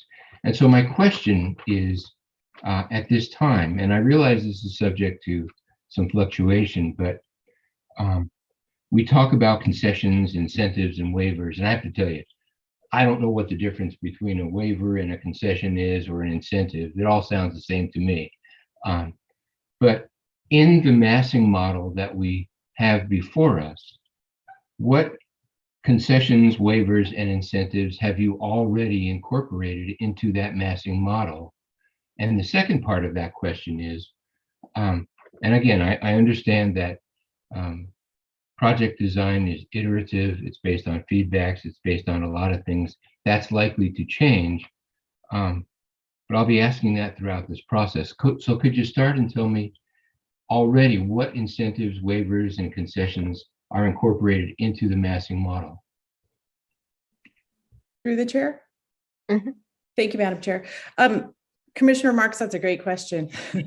And you're not going to like my answer, because I would say that our design at this point is really as preliminary, that we have not solidified what those incentives and concessions might be at this point. I know in Planning Manager Barr's review, he did point out a couple of design elements that maybe don't quite meet the intent of the specific plan. So the upper story setbacks is referenced in the staff report, the pedestrian amenity cutouts, the street wall height, and also I believe the building width. So those are all specific development standards that we would certainly look at in detail if we are given the green light to continue to progress on the design. So I told you you wouldn't like it. I don't have an exact answer for you because we just don't know yet. And we want to remain open to your input and come forward with a design that you can support. When I took the site visit to San Ramon, to this intersection, and I crossed over the freeway heading west, I thought, wow, this is the key gateway site. And that was my impression of it the first time I saw the site. So we hear you loud and clear, the importance of this site. And we want to make sure we bring forward a high quality design that not only we can be proud of, but the city and the public as well. Well, you're right. I didn't like the answer, but I appreciate the honesty. Honest and candid. Let me say that throughout the process, those will be things that I will be looking at. Also in part because, and I assume this is the case with other planning commissioners, from time to time, and especially when we have a project of this scale, people who tuned into the meeting or heard about the meeting secondhand will ask, what do you mean they don't have to meet the parking standards of the city? And so I've got to be able to explain why. I can't argue with state law, and you certainly have certain rights, but as a planning commissioner, I have the obligation to know where the incentives were, or the waivers or whatever, and why they were granted, and how the project still functions. So there won't be any surprises along the way. And Madam Chair, that's really my set of questions right now. Thank you so much, Commissioner Marks. Commissioner Wallace, Commissioner Alpert. Have any questions at this time? No. Commissioner Alpert. I don't think I have questions. It might be comments when we get to that place. Okay, very good. I have one quick question, and this regards to what you guys are describing as the finger lot. In the event that remains undeveloped, who will retain ownership, i.e. Maintenance of that particular little I think you told us was. Well, somebody comes along and decides it's a great little corner for something else. Thank you, Madam Chair.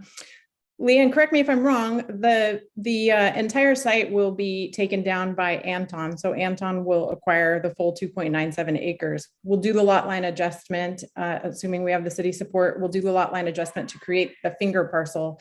And then Anton will retain that parcel until a future developer is identified to do a commercial project. So we'll be on the hook for making sure it's maintained adequately and, doesn't become a visual eyesore, especially at that gateway location. Great. Okay. Thank you. Appreciate that. Yeah, great question. Thank you. Thank you. All right. So since there are no other clarifying questions, thank you to the applicant. This very thorough and interesting presentation. We appreciate it. I'm going to go to public comment, and we're going to ask recording secretary if we have any folks. I see a hand. Yes, go ahead. Go ahead, I'll someone. start off with late communication. We did receive one communication item from Ralph Ballard. With that said, I will go ahead and unmute Billy Ferreira.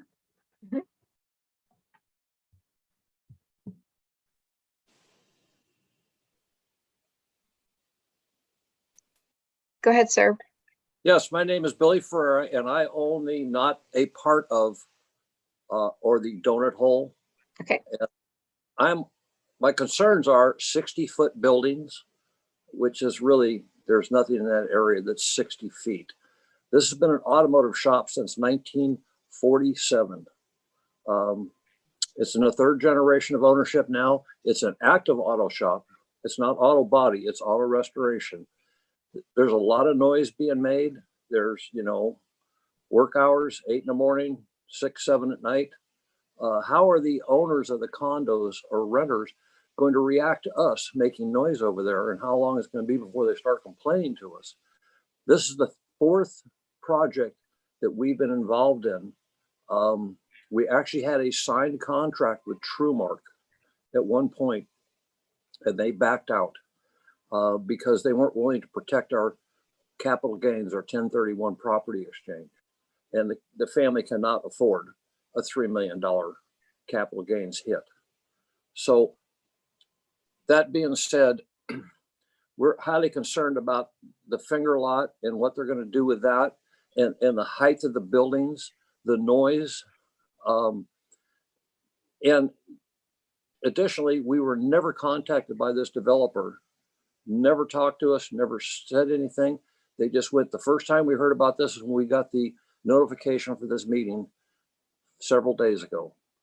So I think that's kind of poor on their part, not calling us and talking to us, because we've been in contract before. They've just always fallen out because TrueMark couldn't do it. Roan couldn't do it.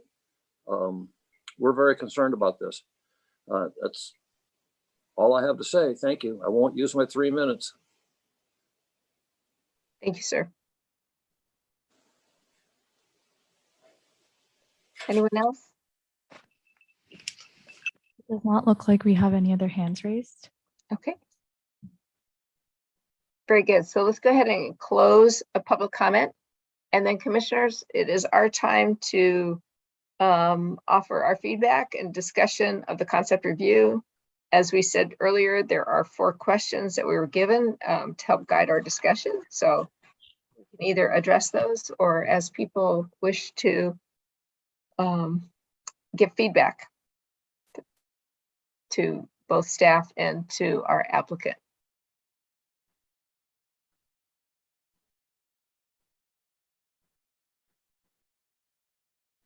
So first question, do we have feedback on the proposed density, the project density, the density bonus, or the role of an all affordable project on the site? All right, Commissioner Marks, thank you so much.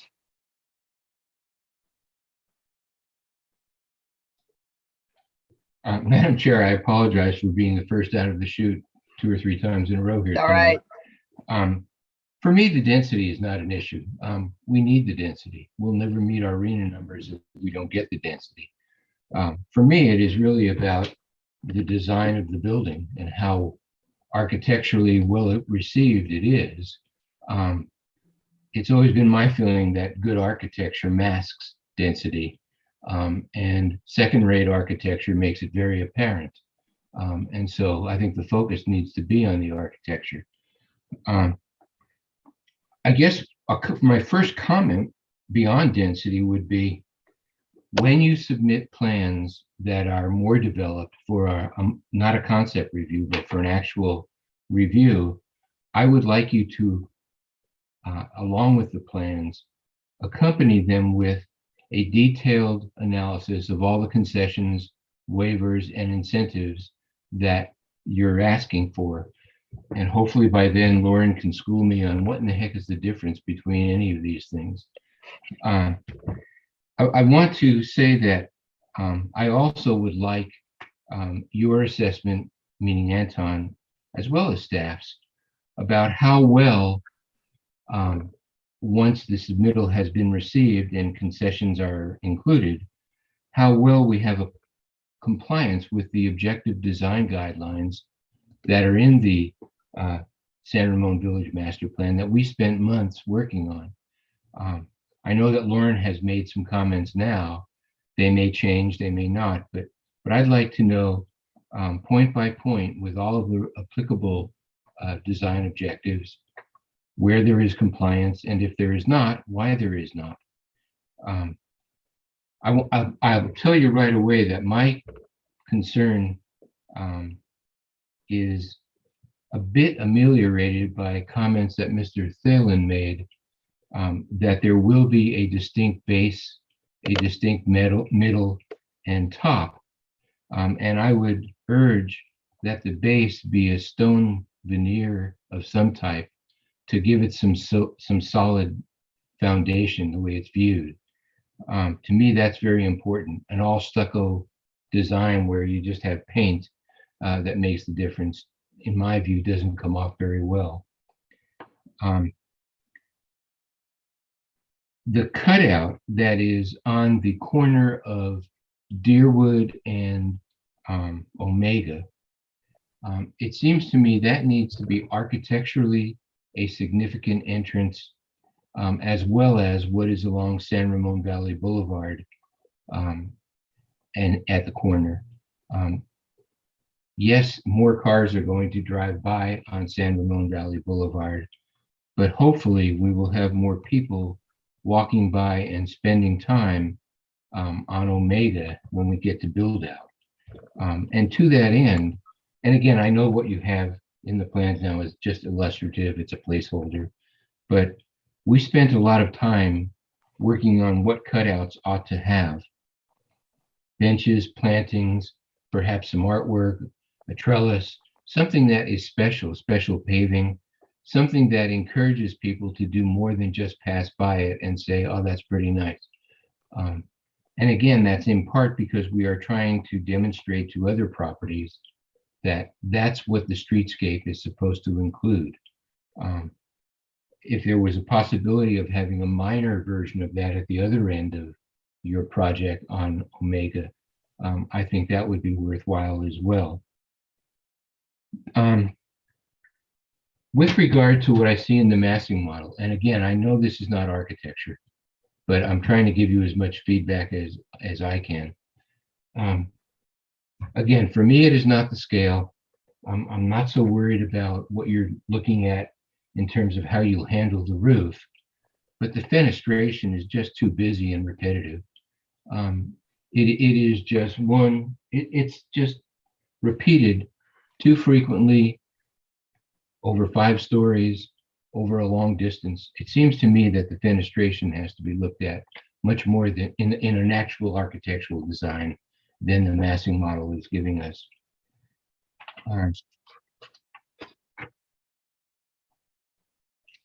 To staff, I would appreciate receiving information about the 2022 Contra Costa County median income for a 1-person household, a 2-person household, a 3-person household, and a 4-person household. I don't want to just work off of For a family of four, here's the deal. We're going to have people that are not in that group. I don't know what those numbers are. I was interested that you said that you're estimating a 9,000 square foot building could be in your remainder finger parcel, and it could be parked. I would like staff verify that if you can. My concern is we're going to create a remainder piece that maybe can't be parked or can't be realistically marketed. And I think that may have been Corey's point as well. And so I would just like to see that staff thinks that the 9,000 square feet is plus or minus something that could make some sense.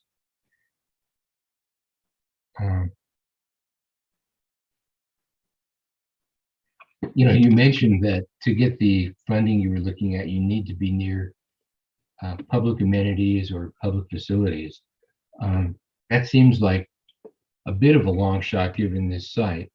The biggest amenity you're near is really the In-N-Out Burger, and I don't know how the state is going to evaluate that.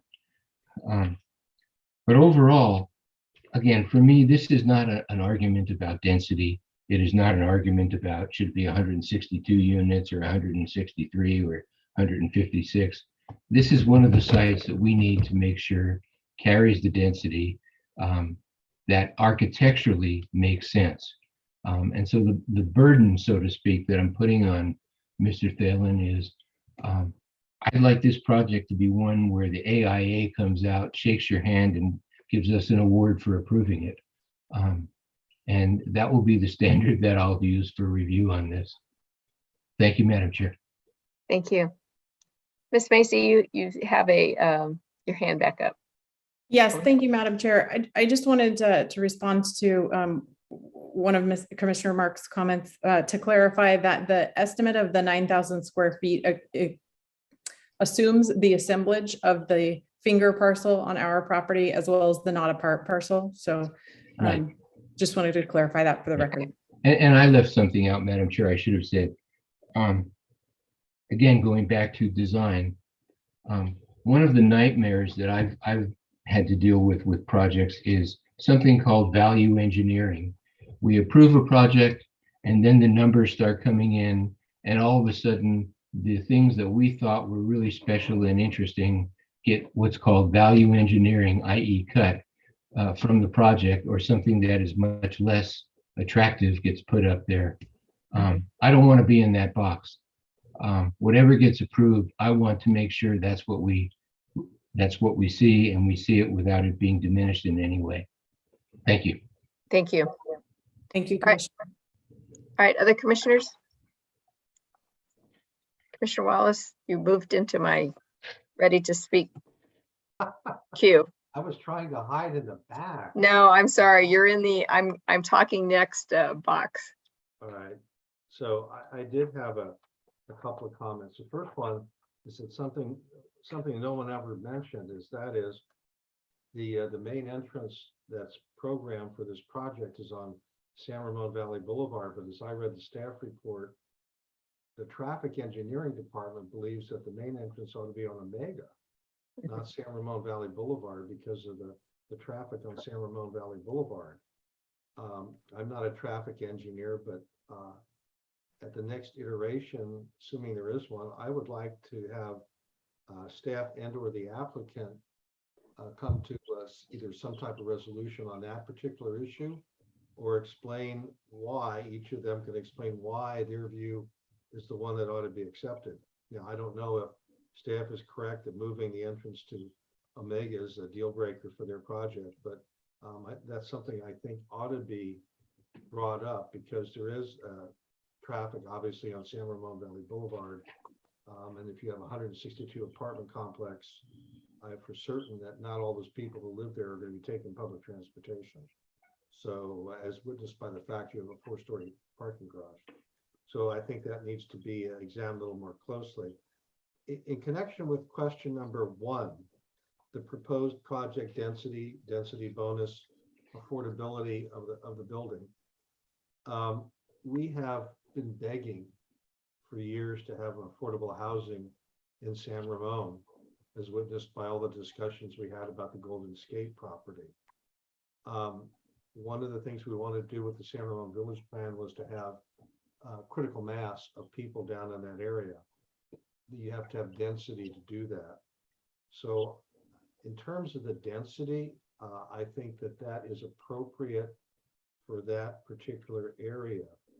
The density bonus, I share Commissioner Marks's befuddlement over what's a concession, what's a waiver, and things like that. And I've actually tried to look and find a nice, simple explanation, and not being a real estate lawyer, I couldn't do that. So somewhere along the line, maybe someone could explain that to us, because it seems to me fairly obvious that this type of structure is going to require something along those lines, and what it's called may be important.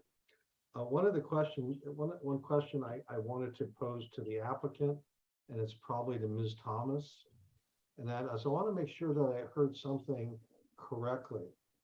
And I think that what you said, and if I misquoted you, please tell me, is that you needed your entitlements in place in time to go to the state in January of 2023 for your financing. Did I misunderstand you? The first round schedule will be released in January. The applications have been typically due in March. March of 2023? Correct. So is your sort of drop dead date really March of 2023? Correct. Okay, all right. So I was off by 2 months. Okay. Yeah, it's just when they release the schedule and the application materials, and you can kind of get going on them. They're kind of extensive. Some of us on the Planning Commission know that there is a senior housing project down in the south part of San Ramon called Aspen Woods. And the financing for that has gotten the city council involved on several different occasions. So public financing of affordable housing is not a slam dunk. I'm not sure I would count on the good graces of the state budget surplus to fund this one either. So if you can get the money, that's great. But that's why I think some of us asked about affordable housing, because it's one thing to have a project entitled and not being able to come up with the funds to do it, as witnessed by the project across the street from it. So that's something we are obviously concerned about. And if I could just quickly clarify, the state did a full 180 on their rules and regulations last year, where senior housing is no longer competitive, and they want to see large family, mostly 2 and 3 bedrooms. So this particular site was designed to be most competitive in the current regulatory environment. Actually, I would like to see a project like this in the Bishop Ranch area, because the original design for that whole area was to have workforce housing, and our specific plan really looked at housing in the neighborhood of 1,200 square feet, which is basically a 2 or 3 bedroom apartment. So if you could copy and paste yours into Bishop Ranch. I will go look for sites. Okay, well, we have a lot of housing opportunity sites in Bishop Ranch, really easy to find. Okay. Commissioner Wallace, I would also offer that if the city has any housing sites in the Bishop Ranch area, we would be happy to throw our hat in the ring for a quals process. I also wanted to clarify with regard to a start date. Once the funds are awarded through the state, we are required to start construction within 180 days of that award, or else that award is in jeopardy. So it's a fast and furious process that often involves sleepless nights trying to get there. So no, I can understand that, particularly if you've got to drop your shovel in the ground within 6 months after you're approved. You have to have the entitlements in hand to have a reasonable chance of doing that. So I understand that. Question number 2 had to do with the commercial path. And I'm glad that Ms. Massey clarified the question about the parking on the commercial site, that took into account a combination of the existing or the proposed Finger and the auto shop next door. Now, those of us in the Planning Commission have sat through a number of meetings where a development on Morgan's Masonry has been talked about. And one of the issues always has been that repair shop. And I understand it's been in the family since 1947. They've made that clear in every meeting we've had. So that is clearly an issue. I guess one of my really concerns about this project is when you actually sit back and take a look at it, what it really is a residential development on that corner. The zoning is mixed use. Your application does not have any commercial aspect to it. It really isn't a mixed use project. I understand what you've talked about in terms of the difficulty of developing that parcel. I think the size of that corner parcel is about 12,000 square feet. It's 3.3 acres, and according to Wikipedia on square footage per acre, that's about 12,000 square feet. I don't know how you would develop that particular corner unless it was an adjunct to the building that you're putting up. Maybe you could do a standalone Starbucks or something like that, but that seems to me to be sort of a speculative project.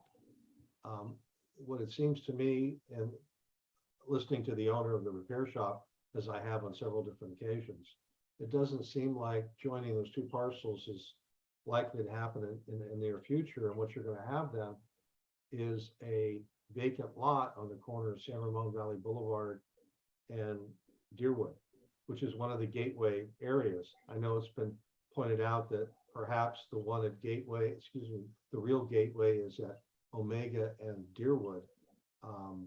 But certainly on San Ramon Valley Boulevard, that corner is obvious, it is clear. And so it sounds to me like developing that corner is sort of a TBD, to be decided issue.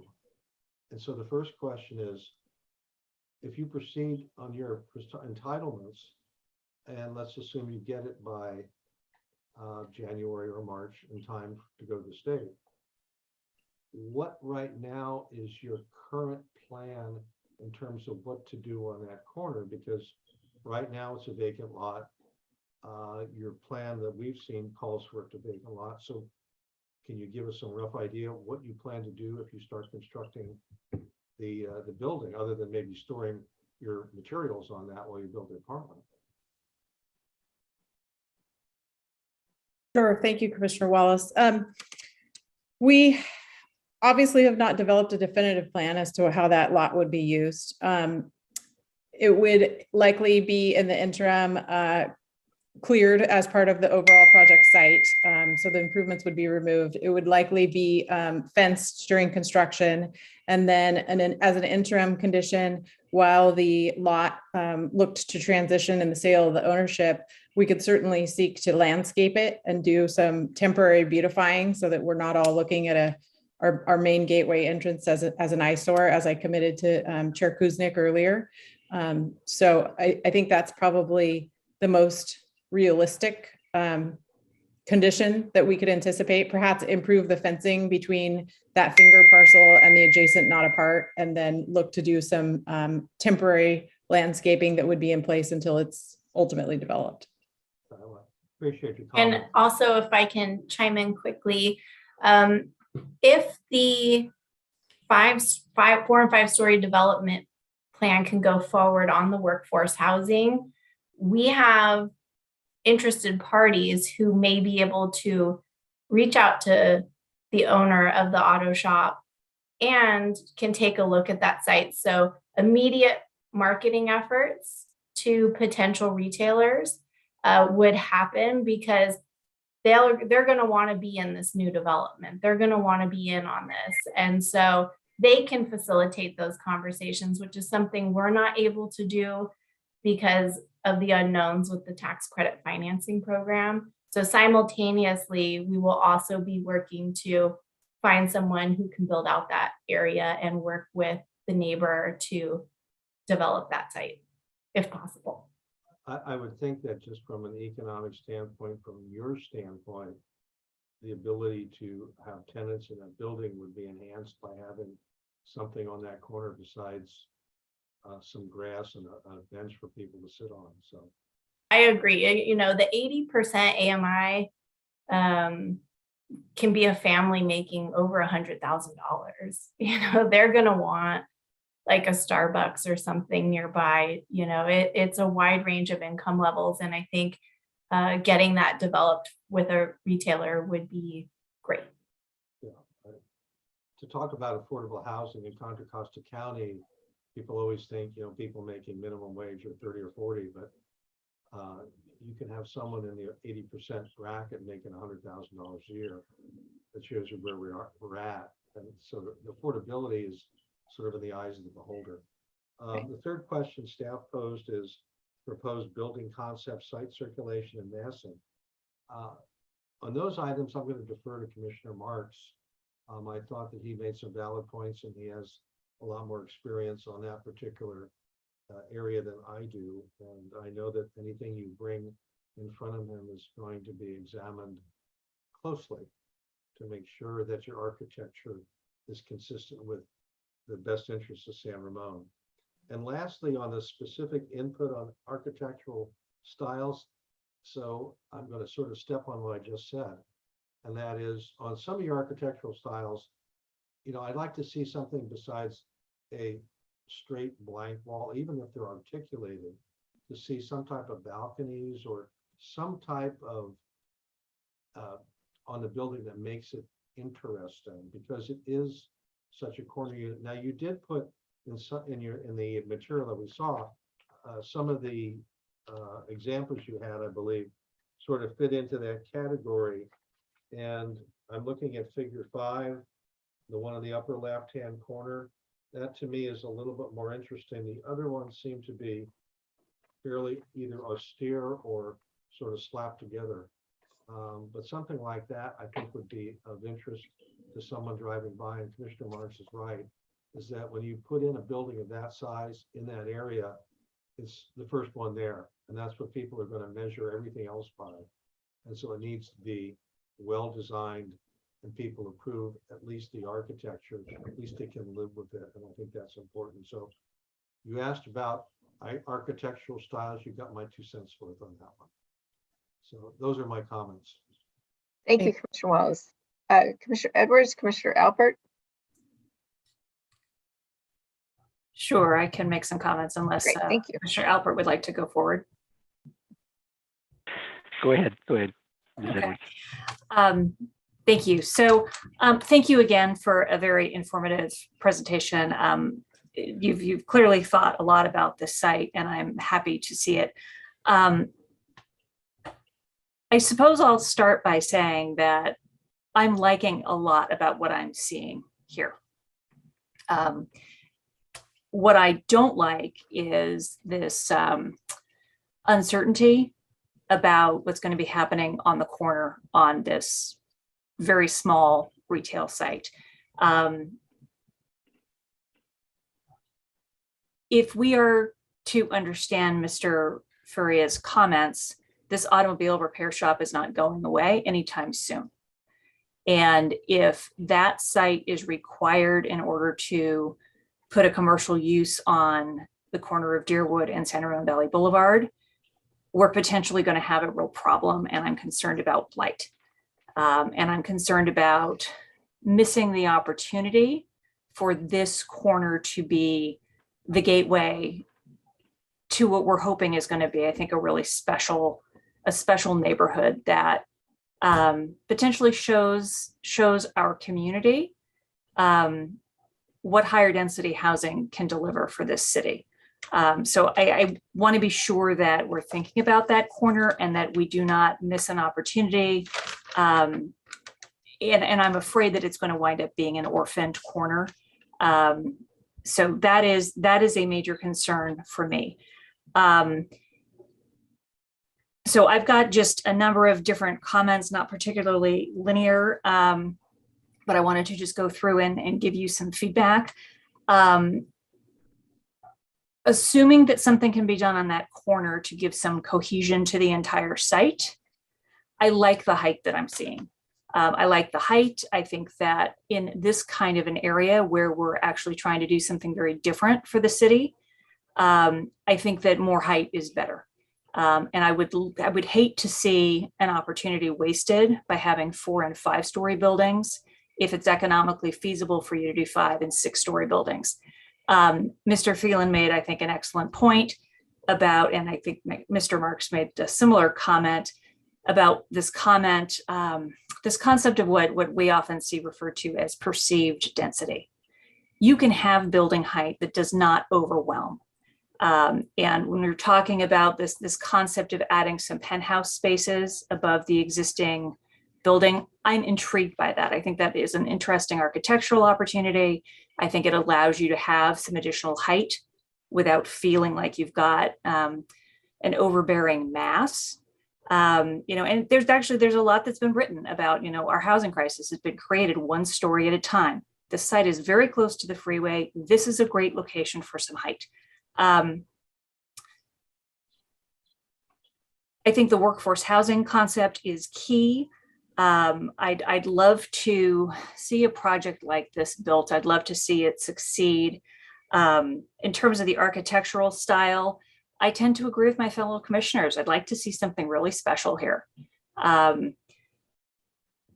I'd like to see something special there. And I think we can do that. You can do that without having something that feels just massive and overwhelming. Mr. Phelan mentioned about the concept of the interior parking garage perhaps being entitled for alternate uses as parking demand goes down. I fully support that. I think that's a great idea. I'll be interested to hear a little bit more about what you've got in mind. My focus again is not just on getting this project planned for and entitled, but actually seeing it built. I'm very happy to hear that you've got a property management company that handles BMR units. Having your own internal construction firm is also, I think, very helpful in terms of getting this project over the finish line, controlling costs without, having, the enemy of value engineering that Mr. Marks, I think, rightly commented about. I think you've got a good mix of units in what I've seen.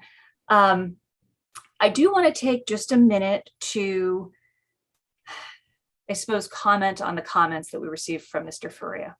I think that his concerns are that you're going to have residential tenants move in, and all of a sudden people are going to be gunning for his business and trying to shut his business down. I would encourage him, and I would encourage the development team to talk to him about what we call a collaborative use easement. This concept that you as the developer agree on behalf of your tenants and your future owners that his business can continue to exist. His business will not be considered blight, and it will give him some comfort and I think protect his business from claims of nuisance down the road. That's obviously something that's going to need a real estate lawyer, but I think that may be something to explore. I'd like to hear from Mr. Faria next time and have him be supportive of a project here. And I think that is something that can happen. At least I have some hope that it will. And I think that is, I think those are my comments. I think I've addressed your density. I thank you for bringing a density project to us, and thank you for bringing it to us in this location. I look forward to seeing what you ultimately propose. I think I've commented on the commercial situation on that corner. The site circulation, I do agree with Mr. Wallace. I'm concerned about left-hand turns coming in off of San Ramon Valley Boulevard. That's just something that needs to be managed and thought about. And I commented a bit on the architectural styles as well. I do agree with my fellow commissioners. I'm not a big fan of big boxy architecture, but I also am expecting to be judging this project based on objective standards rather than my own personal views. So thank you. Commissioner Albert. Thank you, Commissioner Edwards. Thank you, Chair. And I'm going to echo a lot of the same comments. First of all, thank you for the education on affordable funding 101. That was very helpful. So thank you. I did not understand it. I also like the size of the project. I like the location of the project. I like the density. and I know it's a massing study, but I do have some comments about architecture. I also noticed the engineer mentioned the entrance off of San Ramon Valley, and to clarify, that's a right lane, right turn only in and out. So that does give me some concerns about people getting into the project, so, I think exploring an option that moves the entrance over to Omega would probably be very helpful. I'd also like to, and I couldn't see it in what you presented so far, the walking and pedestrian access to the project and how that will be handled. I saw the driveways, but I didn't actually see the walking entrance. So when it comes back, to put a little more emphasis on walking in and out of, whether it's from the public transportation on San Ramon Valley or San Ramon's most popular restaurant, but somehow to make sure that that gets highlighted a bit. Also, I suspect with 300 or so people that the shopping center to the north will probably also be inspired to modernize and upgrade. So some consideration for how residents there could get access to that building. So again, thinking about the future and walkable access into the San Ramon Square shopping center there. The parking comment, I hadn't thought about it, so I want to thank Mr. Thelen for bringing it up, that the future of automobiles may look different, and to already be thinking about that. Something I think, and it's down the line, perhaps that's an opportunity for shared parking for that corridor in that area. There's some redevelopment that's likely to take place, and parking is always a challenge for us. So perhaps thinking about whether when the residents here aren't using all the parking spaces, that maybe there's an opportunity for shared parking down the road, with other commercial buildings that may be showing up in the future. As it relates to the architecture, I agree with Commissioner Marks. We spent a lot of time on our objective design standards in the plan, and Commissioner Marks highlighted a few that I think are probably the most important, and that's the base, middle, and top of a building. And doing something at the base that makes you feel comfortable walking along the sidewalk and doesn't feel like a giant box. And I'll say that none of the pictures that were in the plan really kind of hit that for me, at least. They all seem very much variations of the same theme. And then the ability on the streets, especially the Omega and Deerwood, to make it feel comfortable as you walk, especially when there's a hotel going to be across the street. And as I mentioned, I think the shopping center is probably going to look a lot different down the road. So making it feel walkable and comfortable that way. I think that was my comments. Let me double check. Yeah, so let me double make sure I hit all the questions from the staff report. For project density bonus, I think this is a great use of all of those, and I think it's a good project. I'm intrigued by Commissioner Edwards, consider 5 and 6, and I would be agreeable to that as well, as opposed to 4 and 5. The retail, I think that's just a hard one. I think the spot for the heart is just very hard. I'm glad that you said that at least in the short run that we would do something landscape wise and it'd be maintained by the current property owners, so it would not become a blight. But and I like Commissioner Edwards' challenge to everybody to have Mr. Ferreira show up next time and say agreement has been made and we like this project. That's a fabulous idea. Concept site circulation and massing the pros building. I think as you start to look at, the entrance, everything that we've been talking about on circulation and site massing is probably going to look a little bit different if you can figure out a way to do the entrance. So it's probably, my comments wouldn't be helpful at this point. And we've already talked about architecture, but I just want to say thank you for bringing this forward. I think your company is doing a terrific, playing an important role in society, and I congratulate you for doing that. So thank you. And thank you for picking San Ramon, and I think start driving around Bishop Ranch as well. Thank you, Commissioner. Yeah. Thank you, Commissioner Alpert. So I would like to, echo the comments that have already been iterated. I do like the project. I like the density, and I'm actually was very pleased to see that on this particular lot that these are affordable rental units, and that instead of the projects pitched to us for townhouses. And so I'm very happy to see this, and very pleased that you're bringing this to us. I think that there's a great opportunity for the commercial use of the corner. I'm often struck by experiences, for example, walking to the ballpark in San Francisco, very high-rise buildings, but there's great restaurants and bars and fun things for the 20 to 30-year-olds that San Ramon really seems to lack.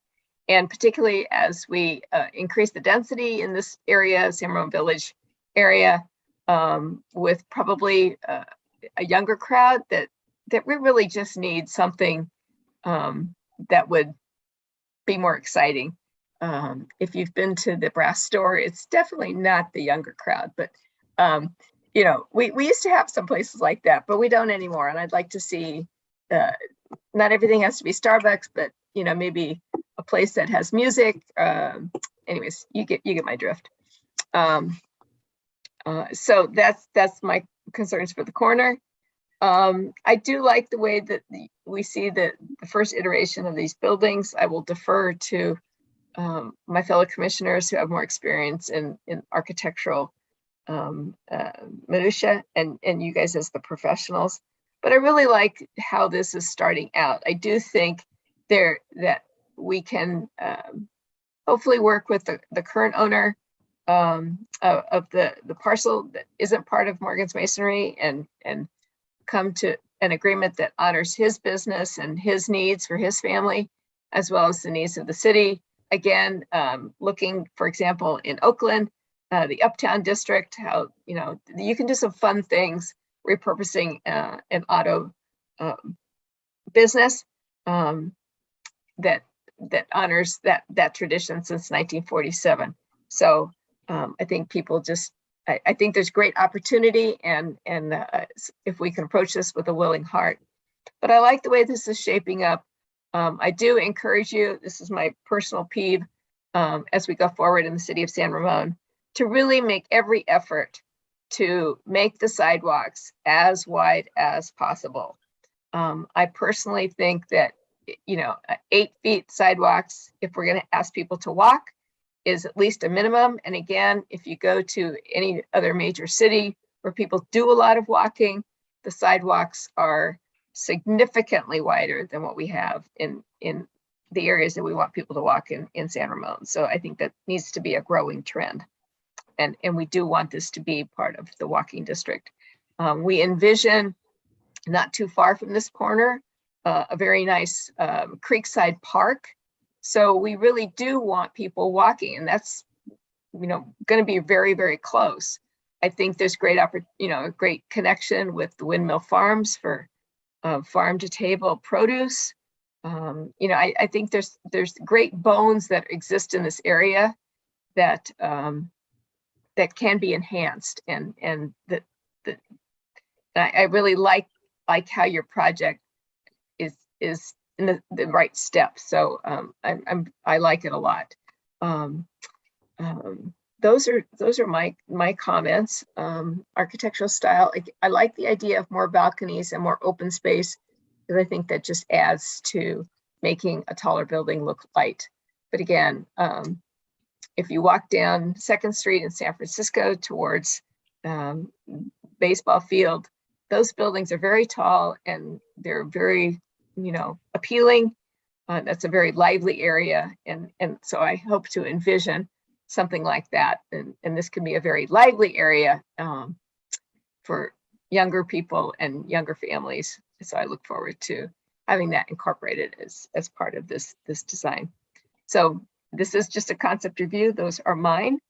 Final comments from folks, staff, applicant. I hope we have given you a wide variety. Again, I think what I've heard here tonight is that we're very pleased you brought this project to us, and it sounds like what you have, the back room work you've done has been very thorough, and I personally like this, and I hope the rest of the commission echoes that you've brought us something that we haven't seen before, and I'm very pleased by this. So kudos to you guys and your Anton development. So thank you.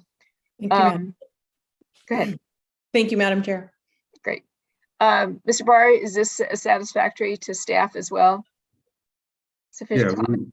we've been taking notes and we have a lot of good feedback. So we'll process it all and the applicant will make a decision on next steps. Fantastic. And I realize that you are on a timeline, so we will be as available as we can to assist you as we can in meetings and so forth. So thank you so much. We really appreciate it. And good luck to you. Thank you for the constructive feedback. We really appreciate it as well. Thank you. Thank you. Okay. Everybody good? We'll just plow on through the rest of the agenda. All right, I'm seeing a nod. Okay, great. So moving ahead, we have item 12.2. Establish an ad hoc committee for the Housing Advisory Committee interviews. Yeah, so just real quickly, as you're aware, in the past, we've done an ad hoc committee to do interviews for the TAC and TDM committees. We are in need of a couple of volunteers to do interviews for HAC.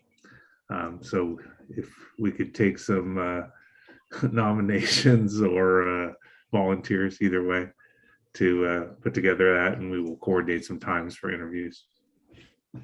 So I would suggest that we give a pass to Commissioners Wallace and Marks unless they have a strong desire, because they're working overtime on the other ad hoc committees they are. So If nominated, I will not run. If elected, I will not serve. So therefore, there's three of us, and I'm always willing to talk to potential applicants. So unless Chair Kuznick and Commissioner Edwards have a strong desire to kick me out of the club, I'll volunteer. No, I think Commissioner Alpert, you and I end up doing a number of these. Are you okay with that, Commissioner Edwards? I am. Okay. Sounds like we got Okay. 2 volunteers. Yeah. But Right. in fairness, Commissioner Alpert and I both appointed you, Commissioner Edwards, when you were on the. So Right. And I'm grateful for the opportunity. there we go. If I had less to do in my day job, I would be delighted to serve on more of our ad hoc committees. I know. Completely get it. Absolutely. Yes. It's the joy of being Right. somewhat And retired. eventually Commissioner Marks and Wallace are going to be done with their hobby job here, and then they'll come back to be part of us.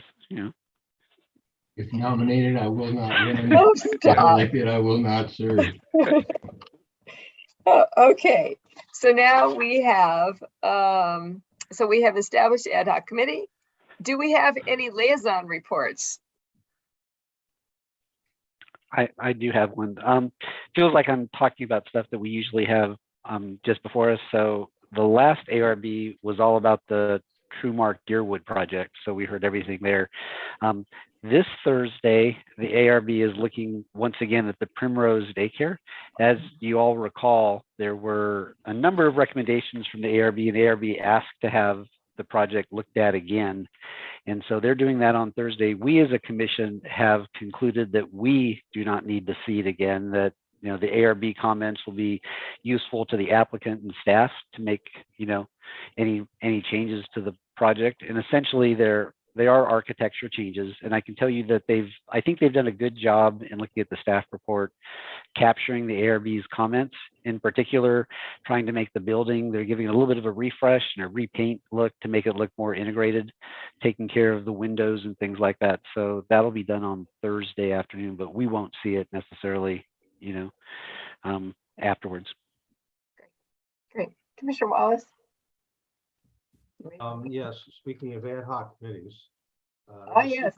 The super ad hoc committee had a meeting on May 31st, and I'm going to make some comments. I'll invite Commissioner Marks to weigh in on what he thinks about it. This is the first meeting we had with City Council. The subject matter of the meeting was the definition of mixed use, because as you know, a large number of the housing opportunity sites in San Ramon are programmed for mixed use areas. And we don't have a great detailed definition of mixed use, and that was the purpose of the meeting. It turned out that the consultant who prepared the report on the housing opportunity sites has also been working on an economic analysis of the city. And the consensus of the super ad hoc committee was that we really need to see that report before we started tinkering with the definition of mixed use. On that definition, we batted about several different types of criteria. One is based on a division between the gross acreage of the site between residential and non-residential.